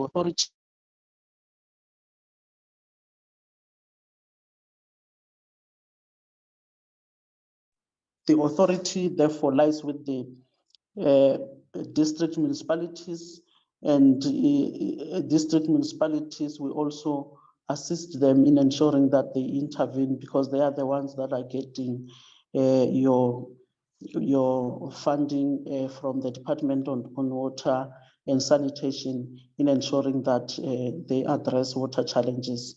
But we must indicate that, of course, we have a point where we experienced the serious challenge, and we then had to intervene by establishing a war room that was intervening on challenges of water. Thanks very much. I think those are the questions that I have noted, and if there's any other one that I have left out, I will be made aware to then come back and respond to that. Thanks very much. Then that moves to Treasury, if there's anything. No, thanks. Thank you, Honorable Chair. Chair, if you allow me, I would wish to switch off my video so that I'm able to get a network much clearer. In fact, that's why we are also not visible. Slow chat. Yeah. Okay. No, thank you very much, Chair. Chair, I think for Treasury, it's around issues of unfunded budgets. And I think Honorable Teza went also to town just to question the support that has been provided by Treasury on issues of financial management and financial compliance. I must indicate, and the response that I'll be giving, I'll also giving it to responding also to what Honorable Direko had raised, and I think also Honorable Mpumza on issues of unfunded budgets, but also lack of improvement or no improvement with regard to the support that we have provided. Chair, I think MEC Mika has covered me on the issue of political instability, the challenges that instability, because we are a 3-member team. I think last time I did indicate I'm part of the team, but part of the issues that she has indicated, as much as we see the challenges at the council level, the issue of conniving of councils, whether with the governing party and opposition parties. So there is that challenge. So, and these are areas that I think from Cooperative side, they have tried adequately to ensure that they start to engage, but we've been part of that collective, and we have done the report to EXCO, which was processed, and also MEC Mika is competent enough to also give more details. Let's get to the issue of unfunded budgets. Honorable members, the challenges of unfunded budget started in the 2015-16 financial year. They didn't start yesterday. And over time, municipalities has continuously been giving reports, assessments by provincial treasurer at the time. Now I'm the successor in title, I agree, where they have ensured that they provide that support. I know that at the time, even provincial treasurer then also seconded experts just to provide that support and assist the municipalities, but there's not been any progress until municipalities have reached a point whereby actually it calls for mandatory intervention where the financial recovery plan has to be in place. And remember, honorable members, at that time also, financial recovery plan was developed. I can make an example in my debate. It was developed internally through the processes because legislation allows that, but it has not been adequately implemented. In Twaying, financial recovery was developed, and I know that in 2019 when I came in, there was that financial recovery, which was never adequately implemented because part of the challenges, honorable members, is councils employ officials that are not up to the task, who are not qualified. That's why you are sitting, even in councils, you go to Madibe, structures are bloated and people that are in those structures, which were employed in the previous administration, Honorable Chair, it's people who had employees that actually were not actually, they don't even, there's no phantom, they are not equipped. They don't have skills to respond to the challenges that are confronted in terms of implementing a service delivery program. You go to the Tsobata, the same thing. Actually, what is worse, the Tsobata now recently, even they are continuing with the challenges that they have on unfunded budgets. They continue to employ officials that there's no structure. They are not in the structure. The staff establishment is bloated, but it's not people that are skilled.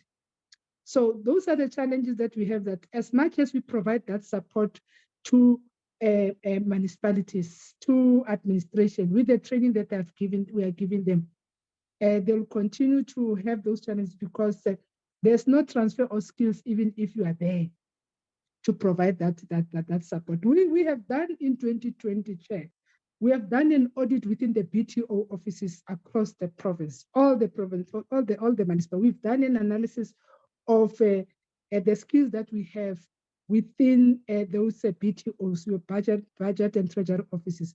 And what we are doing here on quarterly, on midterm basis, when we have the midterm engagements with municipalities, before the tables the adjustment budget, what we do, it's an administrative process, but we've now elevated that process at the political level, whereby we want the mayor, the speaker, the whip of council, the MMC for infrastructure, actually all the mayoral committee members or members of EXCO to form part of this engagement.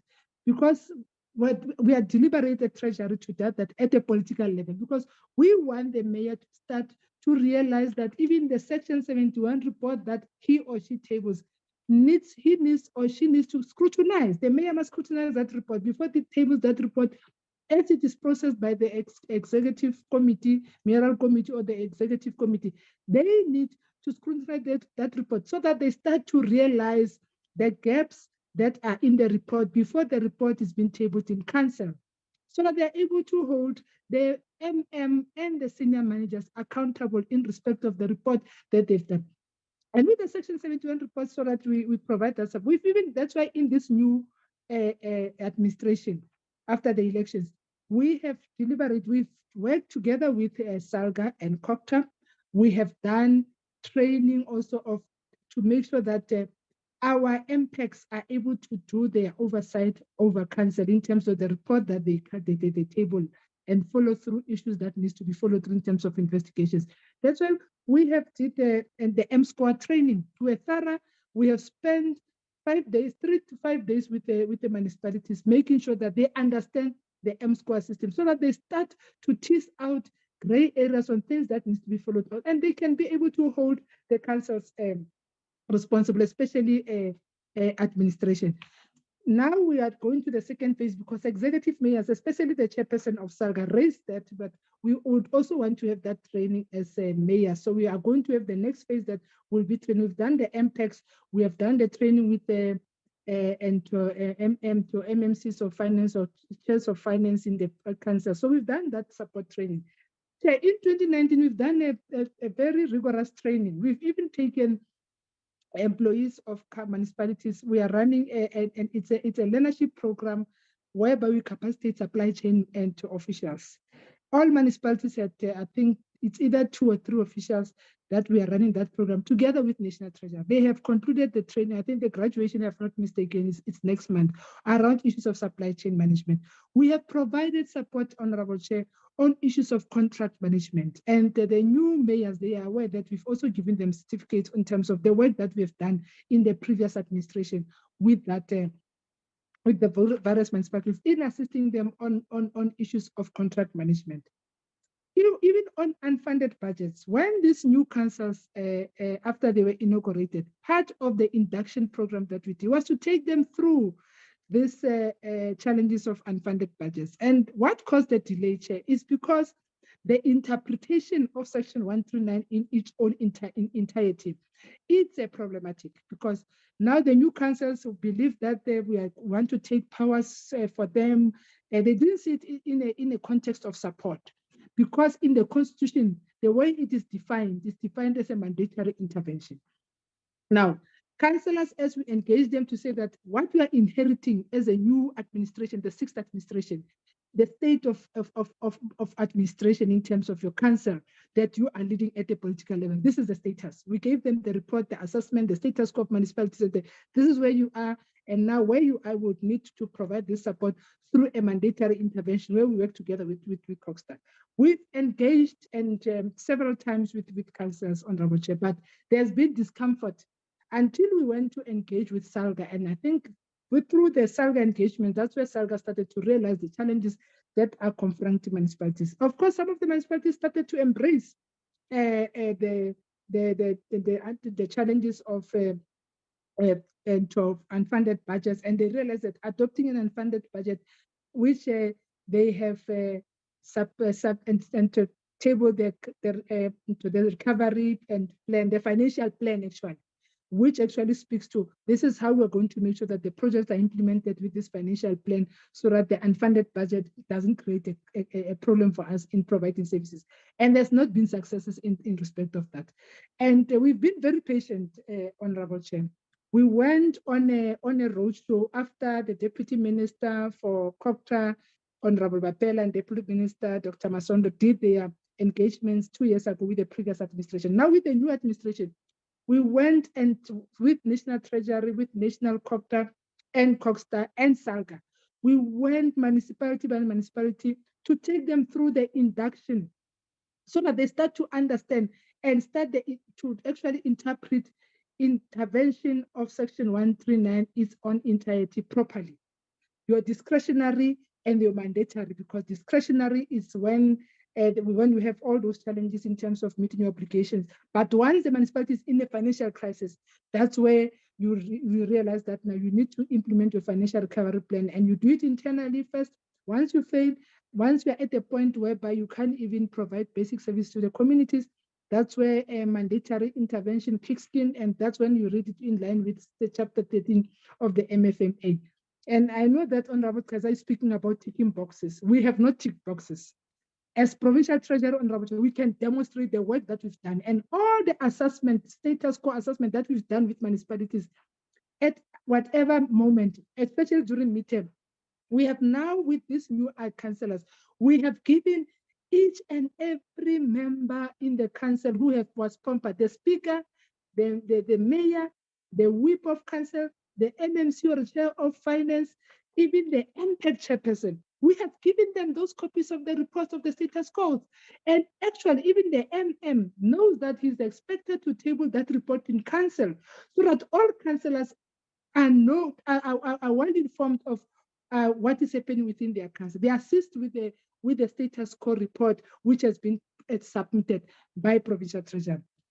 Just to ensure that we follow through all these issues, Honorable Chair. That is why in terms of our organizational structure as Provincial Treasury in the Northwest Province, we have then reworked our organizational structure, which was approved by the DPSA. We have now appointed district directors so that we have a director which with us 4 or 3 officials for now, and then we have we are giving support to all municipalities. Even if we've given those status quo report, we follow through those status quo report. We make sure that they implement them. But the reality is in the PTO office, there's no capacity. We can't run away from that reality. There is no capacity, and it's as a result of the decisions that are made by our own management in council, which is not held accountable by our own councillors.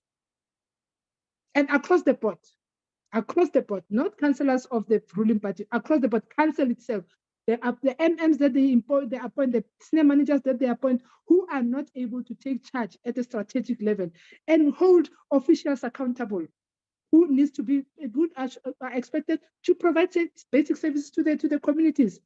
We are sitting in the BTOs where people don't even, the person who is supposed we are expecting him to do asset management does not have qualifications. He's not trained, but even if you want to put a team of experts, we want to work very hard to transfer the skills, it's still difficult to do so. But we are not giving up, Chair.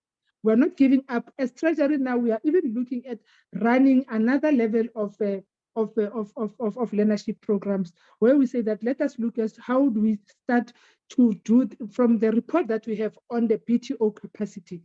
What other programs can we do to make sure that we continue to support? What we've done, we've even seconded. Matosan is sitting with a CFO that has been seconded. This year, we seconded Matosan the CFO to go and assist in the municipality. We are seconding CFOs from one point to the other when there are challenges. In Twain, we have seconded about 6 officials, Chair, in the last 2 to 3 months, just to get to the system of accountability and of accounting from a financial management point of view, the whole value chain, Chair, to provide the support. We did that in Mamusa, Chair, last year. We have seconded the same team, I think around 7 members in Mamusa. But what happened, Chair, in Mamusa? Our own council's instability collapsed the system. And with the gains that we had made at the time have collapsed. In the new administration, you are sitting with councils, chair, that connive and do as they please in Mamusa, and they don't even want to. They have even appointed a CFO who's not qualified because of the suspension of the other CFO. Even the MM then, at the time, before the MM that the MEC had seconded at the municipality, that MM was not qualified as an acting MM. And these are council's resolutions. This is what the decision that have been made by councillors in council. Now, when they're in council, we are not there, Chair. We provide support. We give them, and with their concerns, we do write letters, and we can give evidence, Chair. In Trying, Chair, we raised the concern of the appointment of the MM. We have raised it with SALGA, and SALGA has acted on that in Trying. The issues that have been raised in terms of the process that has been followed, they have been raised in provincial treasury, and we have raised them with SALGA. And I'm happy that the SALGA chair was outright and even wrote a letter to the MEC as well as to the mayor chair. So from our side, Chair, we are not giving up, and we are not going to relent, Chair. And we appreciate the criticism and the concerns that are raised by honorable members. But we will continue to make sure that we tighten the belt. Where there are gray areas, Chair, we'll make sure that those gray areas are are dealt with. But we do have a deliberate program, Chair, and that is why we've moved the midterm assessment, which has been administrative. I have elevated that level at the political level, and whereby as the MFMA unit and the HOD invite the MM and the team, we go there at the political level, and I extend invitation to the mayor, to the trunk of the municipality, the MMC responsible for finance, all the actually EXCO and the mayoral committee members or EXCO members, as well as the MPEC chair. And now, Chair, part of the support that we're providing as provincial treasury, when MPEC committee sits, we've started to replicate the program of like what the legislatures do, the principles where the AG would come and brief the portfolio committee, the MPEC standing committee before engagement with the departments of municipalities. We have that set. Will come in, municipalities must give us, MPEC's committees must give us their schedules of meetings, so that before they sit to engage with the council, with the mayoral committee members or portfolios, we can do the briefing with the MPEC committee so that they know the issues that they need to follow through in terms of the areas of accountability, in where there's non-compliance, where there's issues of contravention of the MFMA and so forth. So this is part of the program that we have. We are now doing to provide that support.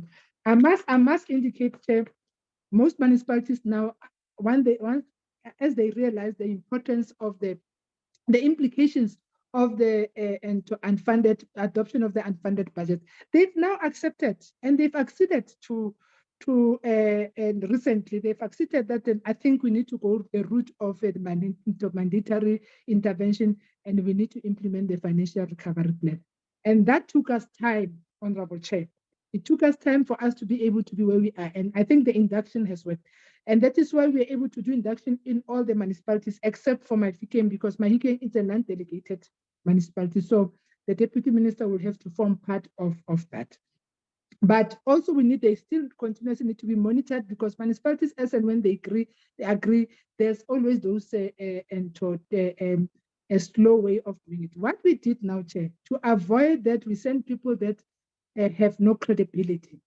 We have, in the last 3 months, we then decided, just for us to be on the safe side, let us work on a model that follows the Lekwa intervention in Mpumalanga on the section 1395, where we found, remember that was done through a court judgment. And then we said that let's follow that route of making sure that we get a database of people who are credible, people who have expertise, and people that will hold accountable as and when we take them to this municipality to go and provide that support in implementation of the financial recovery plan.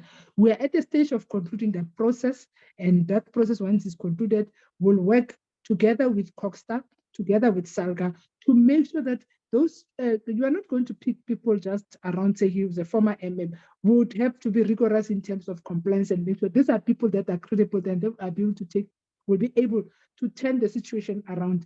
And I have confidence, Honorable President, Honorable Director, that I think that with the model that we are bringing, because Section 1395 on the financial recovery plan, it's a new game changer in the local sphere of government in terms of support and intervention.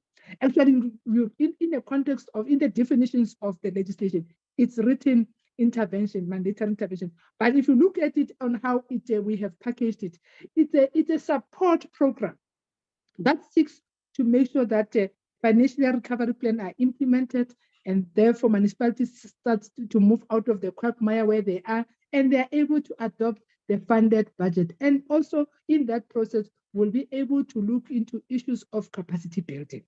And that's how we'll be moving as Provincial Treasury, working together with SALGA, because on capacity training programs, we've been working very closely with SALGA to make sure that at least SALGA leads the process and we provide that support, but we identify areas of capacity and areas where we need to close gaps in terms of making sure that councils are able to hold administration accountable. Now, you can't hold anyone accountable that you know that when you appointed him, he was not up to the task. He was not, he did not qualify for this position. It becomes very difficult. So that's where we need to start to clean the process with these new councils that are in. Now, with the new councils, for example, in Ditsobota, they've already started to do things that has compromised the whole process, and hence actually even the dissolution today in Ditsobota because of the challenges of the MM.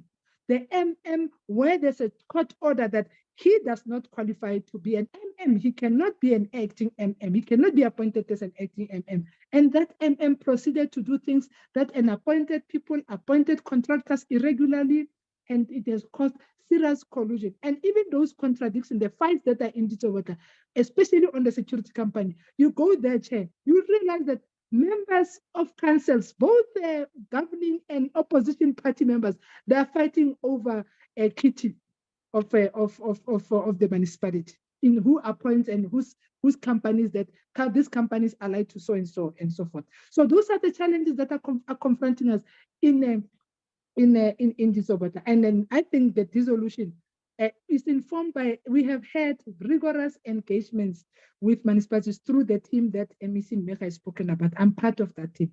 And I can tell you, Chair, some of these councillors don't come to this meeting. In Moses Kotane, Chair, we had an engagement in Moses Kotane. What is where some of the councillors left our engagements. They just left, they came in, and as we were having conversation and trying to get and the context of the challenges of the municipality, some of these councillors just left. And these are challenges that we are having in municipalities. So I'm just citing few examples, Chair. But I must indicate that from Treasury point of view, we are committed, we continue to provide that support. And that is why, as and when we move with the status quo assessment on unfunded budgets, Chair, we make sure that we don't want to do any mistake. And hence, we are at the point we said, whoever that we send into the municipality must be qualified, must have the expertise, and we are not going to work on the issue that, hey, we know so and so from, no.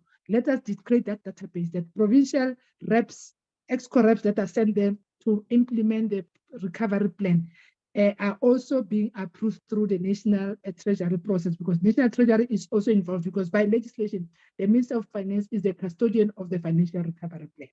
So we are doing that. Hence, the Section 1395 of the Constitution now is delegated to the MEC for Finance to ensure that it is implemented. But with this implementation, we are very cautious, because this is a new game changer for all of us. And we need to do what is right. We need to make sure that we don't find ourselves repeating or deepening the crisis in municipalities unnecessarily. Chair, let me pause at that, and then if there's any other issue, Chair, I would try to get back if there's follow-up, but we can provide even portfolio of evidence on the work that we've done in the last 3 years, Chair. Thank you, Chair. Very much, honorable members. We are coming to the end of the session. If there are any follow-ups, I'll take those hands.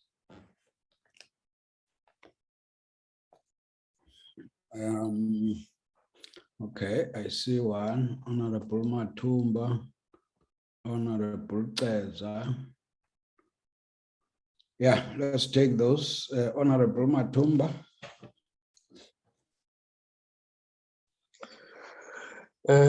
Thanks, Chair. I will advise that the municipalities must, if they, at all costs, they must move away from water tankers contracts because they are inviting more gangsters. And currently they can see that water tankers contracts are giving them more problem again. Again, the question of gangsters was not answered, and it is coming in reports of two municipalities. We want to understand, what do they really mean that they are having problem of gangsters in municipalities, in council, because we are not a lawlessness country. We can't be having a report of saying there are gangsters, Chair, and we don't do anything about it. So we want to know, what do they mean there are gangsters in council, gangsters that are giving orders to members of council? There is a debt there owed by departments to Mahikeng. That one is clear. The municipality of Mahikeng must go and switch off services of those departments. They will pay. There's no negotiations. Why the municipality is able to switch off for members of the community and then it must negotiate with departments? The negotiations must come after switching off, that for us to reconnect, you must pay us this much. I'm reading there in a report where money to pay some contractor was taken from equitable share of the municipality. So why the same can be done to departments who are owing this municipality? And then the issue of acting municipal manager, we must follow the law. The acting municipality manager must act for 3 months. And when you put an acting municipal manager, there must be timelines of saying this is how, there must be a recruitment timeline to say we've put in the acting municipal manager. This is the recruitment timeline where the municipal manager is going to be hired. We can't just employ the acting municipal manager and that's it. There's nothing that is being done to employ a full-time municipal manager. Then MEC of Coxter. You know, I understand your frustration on the matter, and really we can't use legislation to deal with political infighting. It's that one. We really need political leadership to come on board and deal with their councillors, because I mean this legislation doesn't give the municipalities and your departments much to intervene. That was the same thing that was discussed in our workshop with Salga, that the municipalities will then say, no, our independence to run our own affairs. So political leadership must come on board. I can guarantee you, if you are to report our councillors as EFF and say these councillors are not coming to the meeting, we will act there and there. We can't have in our reports here worrying about councillors that are not coming to work and we are paying them. It cannot be. Something needs to be done because they are showing management that this thing can be done. Even these gangsters we are worried about. These gangsters, they say, saw corruption taking place in municipalities and nothing happening. And they said to themselves, no, us as criminals, we can do it better. Then they form gangsters. Now they are terrorizing municipalities because they know that you can have tenders fraudulently and nothing is going to be done. Will be shifted from this municipality and go and work on the other municipality and do the same thing. As to politicians, nothing is going to happen. So we need to start to act on politicians at all costs. Politicians must know their duties and the consequences of failures to do their own duties, because we can have council not reaching quorum because councillors decided we are not going to attend that thing. No, it cannot be. Thanks you, Chair. Thank you, Honorable Keza. Thank you very much, Chair. My question on the timeframes and the Unknown caller. sorry about that. My question on the time frame that we were given here was not adequately answered, Chair, because I said that it's well and good to put time frames, but it's also good to tell the committee as to what would inform positive outcomes as a result of that time frame. What informs that time frame is very important for the committee, so that we know how these decisions are made in the first place, and what scientific analysis was put on such time frames, so that we don't come back here and still talk about unresolved matters of municipalities as it pertains to. And some of the issues are covered by Honorable Matumba. The last one, Chair, is just to get a sense of how many of those municipalities are heading for Section 139(1)(c), given the dysfunctionality and instability of those municipalities, and hence not able to discharge on their functions. Thank you so much, Chair. Honorable Direko. Thank you, Chair. My apologies because I'm having a network, I'm having a connectivity challenges where I am. So I had to move to a place where I'll be able to access the network. Some of the responses I did not hear. However, Chair, based on the presentation that we have received, it shows that Northwest has a serious problem which needs our urgent intervention.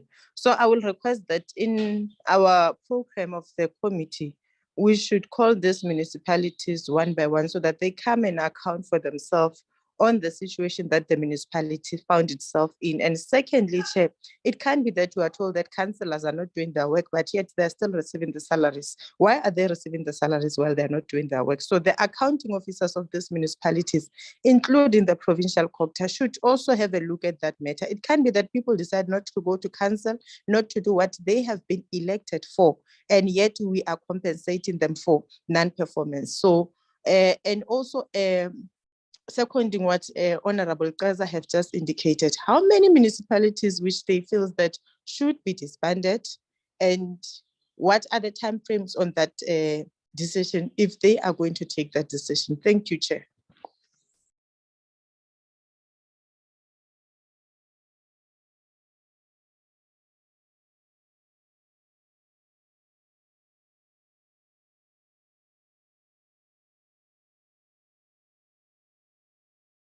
Oh, I've muted myself. Let me repeat, allow the Northwest government to deal with the follow-ups.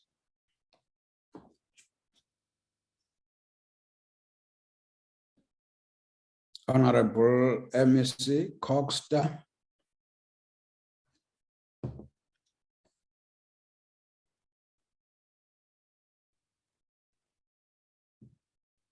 Honorable MEC Hosho.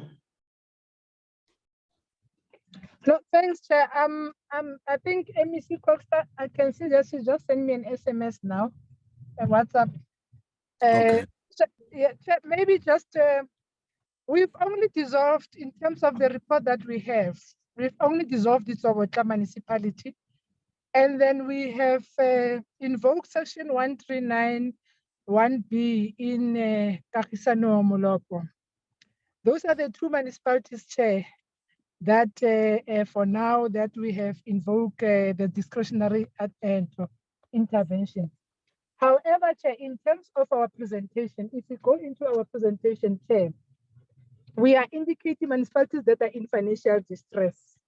And then you have your mandatory intervention, which will deal with financial recovery plan.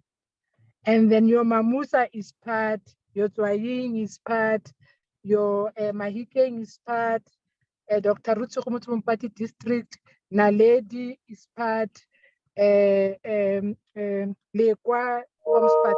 It's as per directive of National Treasury with the minister's letter. So those are the municipalities that we are going to support with financial recovery plans, which at the moment they are in, they have financial challenges in terms of adopting the unfunded budgets, like we indicated. But for dissolution, as asked, it's only this of what our honorable members. And then in Kagisana Molopo, it is section 1391B that has been invoked. I know that myself and MEC were supposed to go there. Actually, MEC was supposed to go there, but I was going to go there on another responsibility in terms of community involvement.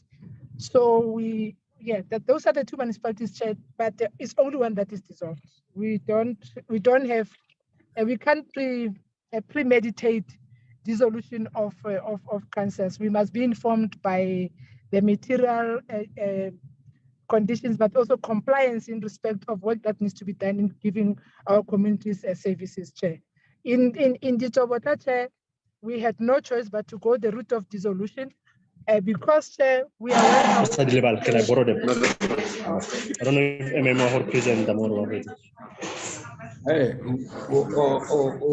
Honorable Deputy Minister Papela must mute. Who can phone him? No, thank you. No, thanks, Chair. I'm just indicating that in this, but we had the challenges of also the account, the municipal account, because we were sitting with two MMs. We therefore, as provincial treasury, requested national treasury to withhold the equitable share, because we could not just allow irregular processes to unfold where you are sitting. We didn't even know who's the MM, who's the administrator in terms of that. But that has led to many other issues because it's over that since its inception, there's been all those challenges, which MEC Mira had indicated. Hence, we had to conclude as Executive Council of Northwest that we need to dissolve that municipality and get the systems right, but also go to administrative challenges, because the challenge is that you are sitting with a recording stopped. Public protectors report that councillors are refusing to implement it. And actually that public protectors report even implicate former councillors in terms of the findings of the public protectors report. There's an SIU report that even council is refusing to implement that report. There's been continuous irregular appointments, bloating of the structure. We are not able to provide services through this municipality to our communities. Hence the conclusion of the dissolution of that. So just to cut the story short, it's only this Chair, and then Kagisana Molopo is 1391B. Thank you, Chair. Recording in progress.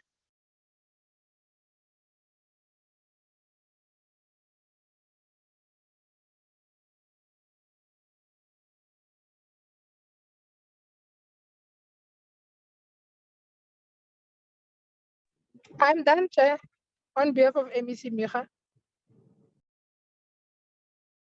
Okay, no, it's okay. I'm saying then after the response now to the follow-up, I think all we can is just to indicate that we suspect that everybody is getting frustrated with the situation of municipalities for now, because we are talking to Northwest. Now, as members of Parliament, we only pass the laws, and we expect the laws to be implemented by all. When I say by all, the three spheres of government, and by implication, the people themselves across the country. So anybody, because I can pick this sense, maybe one message that must be sent out is to say, there's no way that we can allow a situation where there's no accountability for what we said we will do. We are accounting to the people, and by implication, those who are public representatives. They are the ones who must ensure that everybody who has been given responsibility is ready to account. In this case, we must start with, because the executives are in the three spheres of government, we must start with councils. So I agree with Honorable Direko to say we'll have to call municipalities now as part of our second responsibility, that of making sure that the laws that get passed in Parliament are executed by everybody. So I think we agree with that, because now the convening of municipalities, we're not very sure who to talk to. I think let's be specific now. We must talk directly to where there's a problem. If we suspect there's a problem, and somebody must prove us that there's no problem. Start with municipalities, and even there's a phase there. Whilst the council has got executive powers, they get delegated to the mayor, the accounting officer. So even before we engage the whole council, I think we must engage with these mayors, of course, accompanied by portfolio committees at the level of provinces, and of course, them accompanied by the executives at the level of the province and national. In fact, we want to strengthen this partnership, this tripartite arrangement or partnership at the level of the province, treasury and COCTA, at the level of national, COCTA and treasury. So that in the cases like this Mahike, you don't have to think now that we must call national treasury separately. No, we don't have to do that. So councils, mayors, accounting officers will have to account for the execution of the laws of the country. Now, this issue of interpretation of Section 139. I once attended a meeting with Madiba, who said, he called us, said he wants an explanation as to why certain things were not happening. And in our response, he clarified us that we are now giving excuses. We are not giving the explanation, because the purpose of a Section 139 is to intervene on behalf of the people.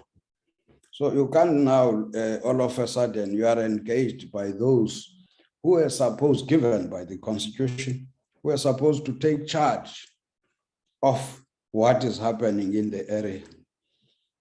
And now, all of a sudden, it's subject to interpretation. So I suspect even that one, it would require a decision. I think the political instability that we talked about, I'm sure Northwest has started to say, this is how we are looking at this, that a tripartite arrangement of MECs. And I think out of the discussion as well, there's addition of political parties who must actually do their work as well. Because political parties are not formed to disrupt the delivery of services to people. So even there, moving from that tripartite arrangement,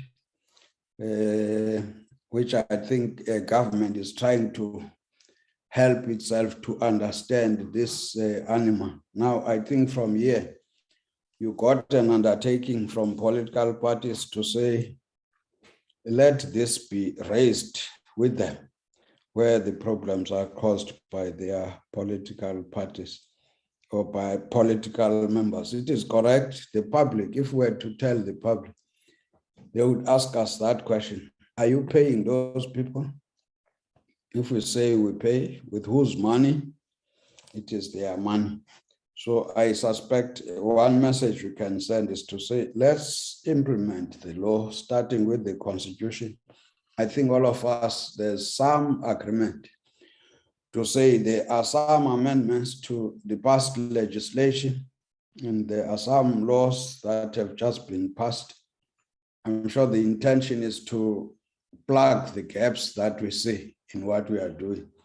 If they are not effective as yet, it doesn't stop us from educating everybody to say the reason why you have got this piece of legislation that says this. In other words, people must get used to that because a message has been sent out, and whatever effective date, that date should not be abused for people not to do what is right, because the law itself is based on what we believe is correct. It will service the people. So that is that.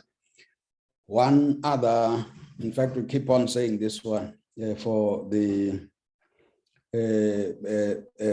delegation from the National Department of Cooperative. That monitoring and evaluation bill that we have been waiting for, it would close some of the gaps that we see here.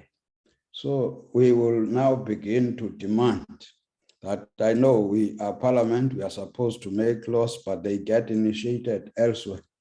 So we must keep on getting briefings as to what is holding us not to have that law coming into the process to help us to deal with some of this. With this, I think it does give us a way forward. I would suggest actually that we have looked at the plans.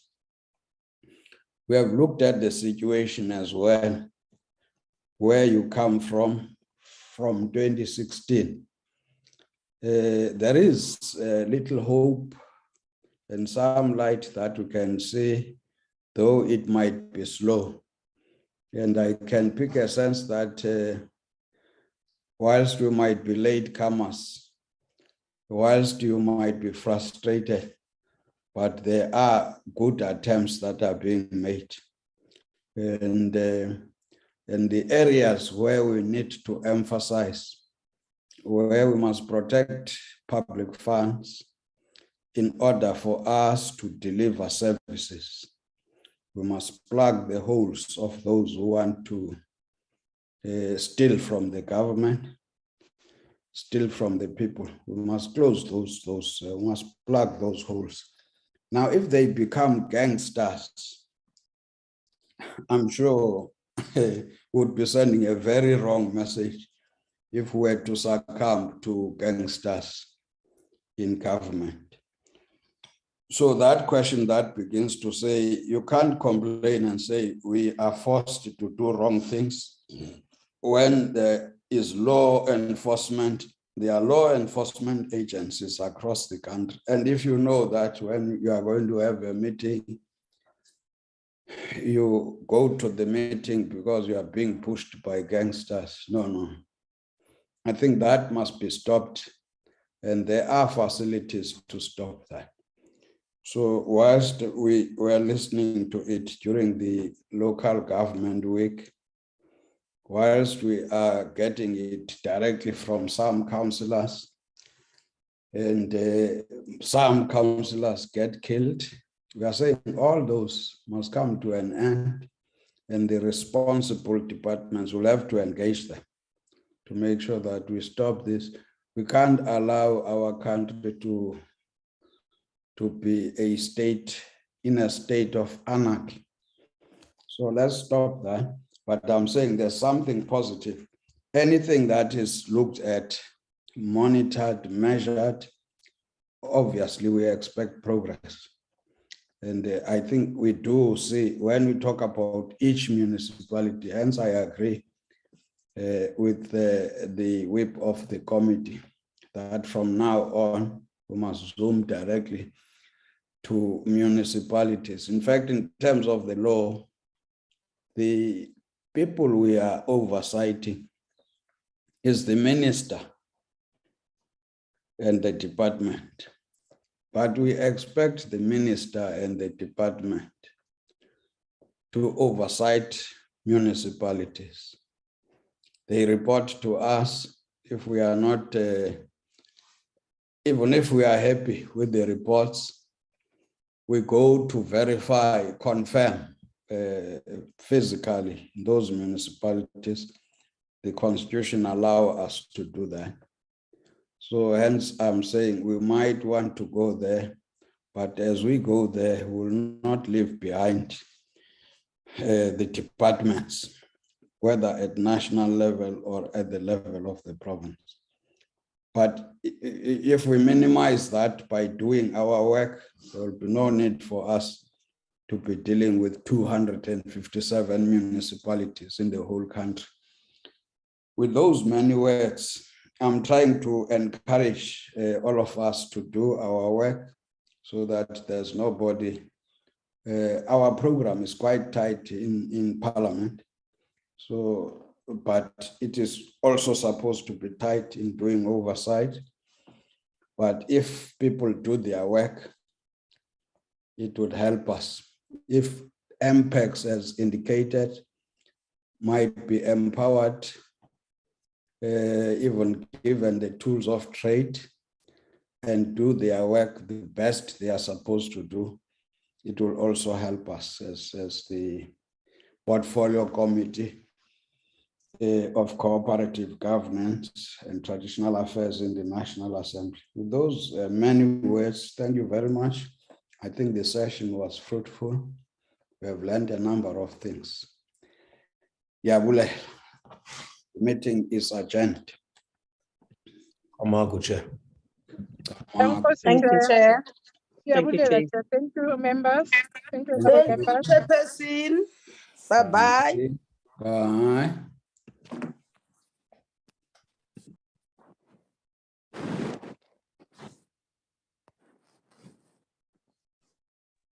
Thank you, Chair.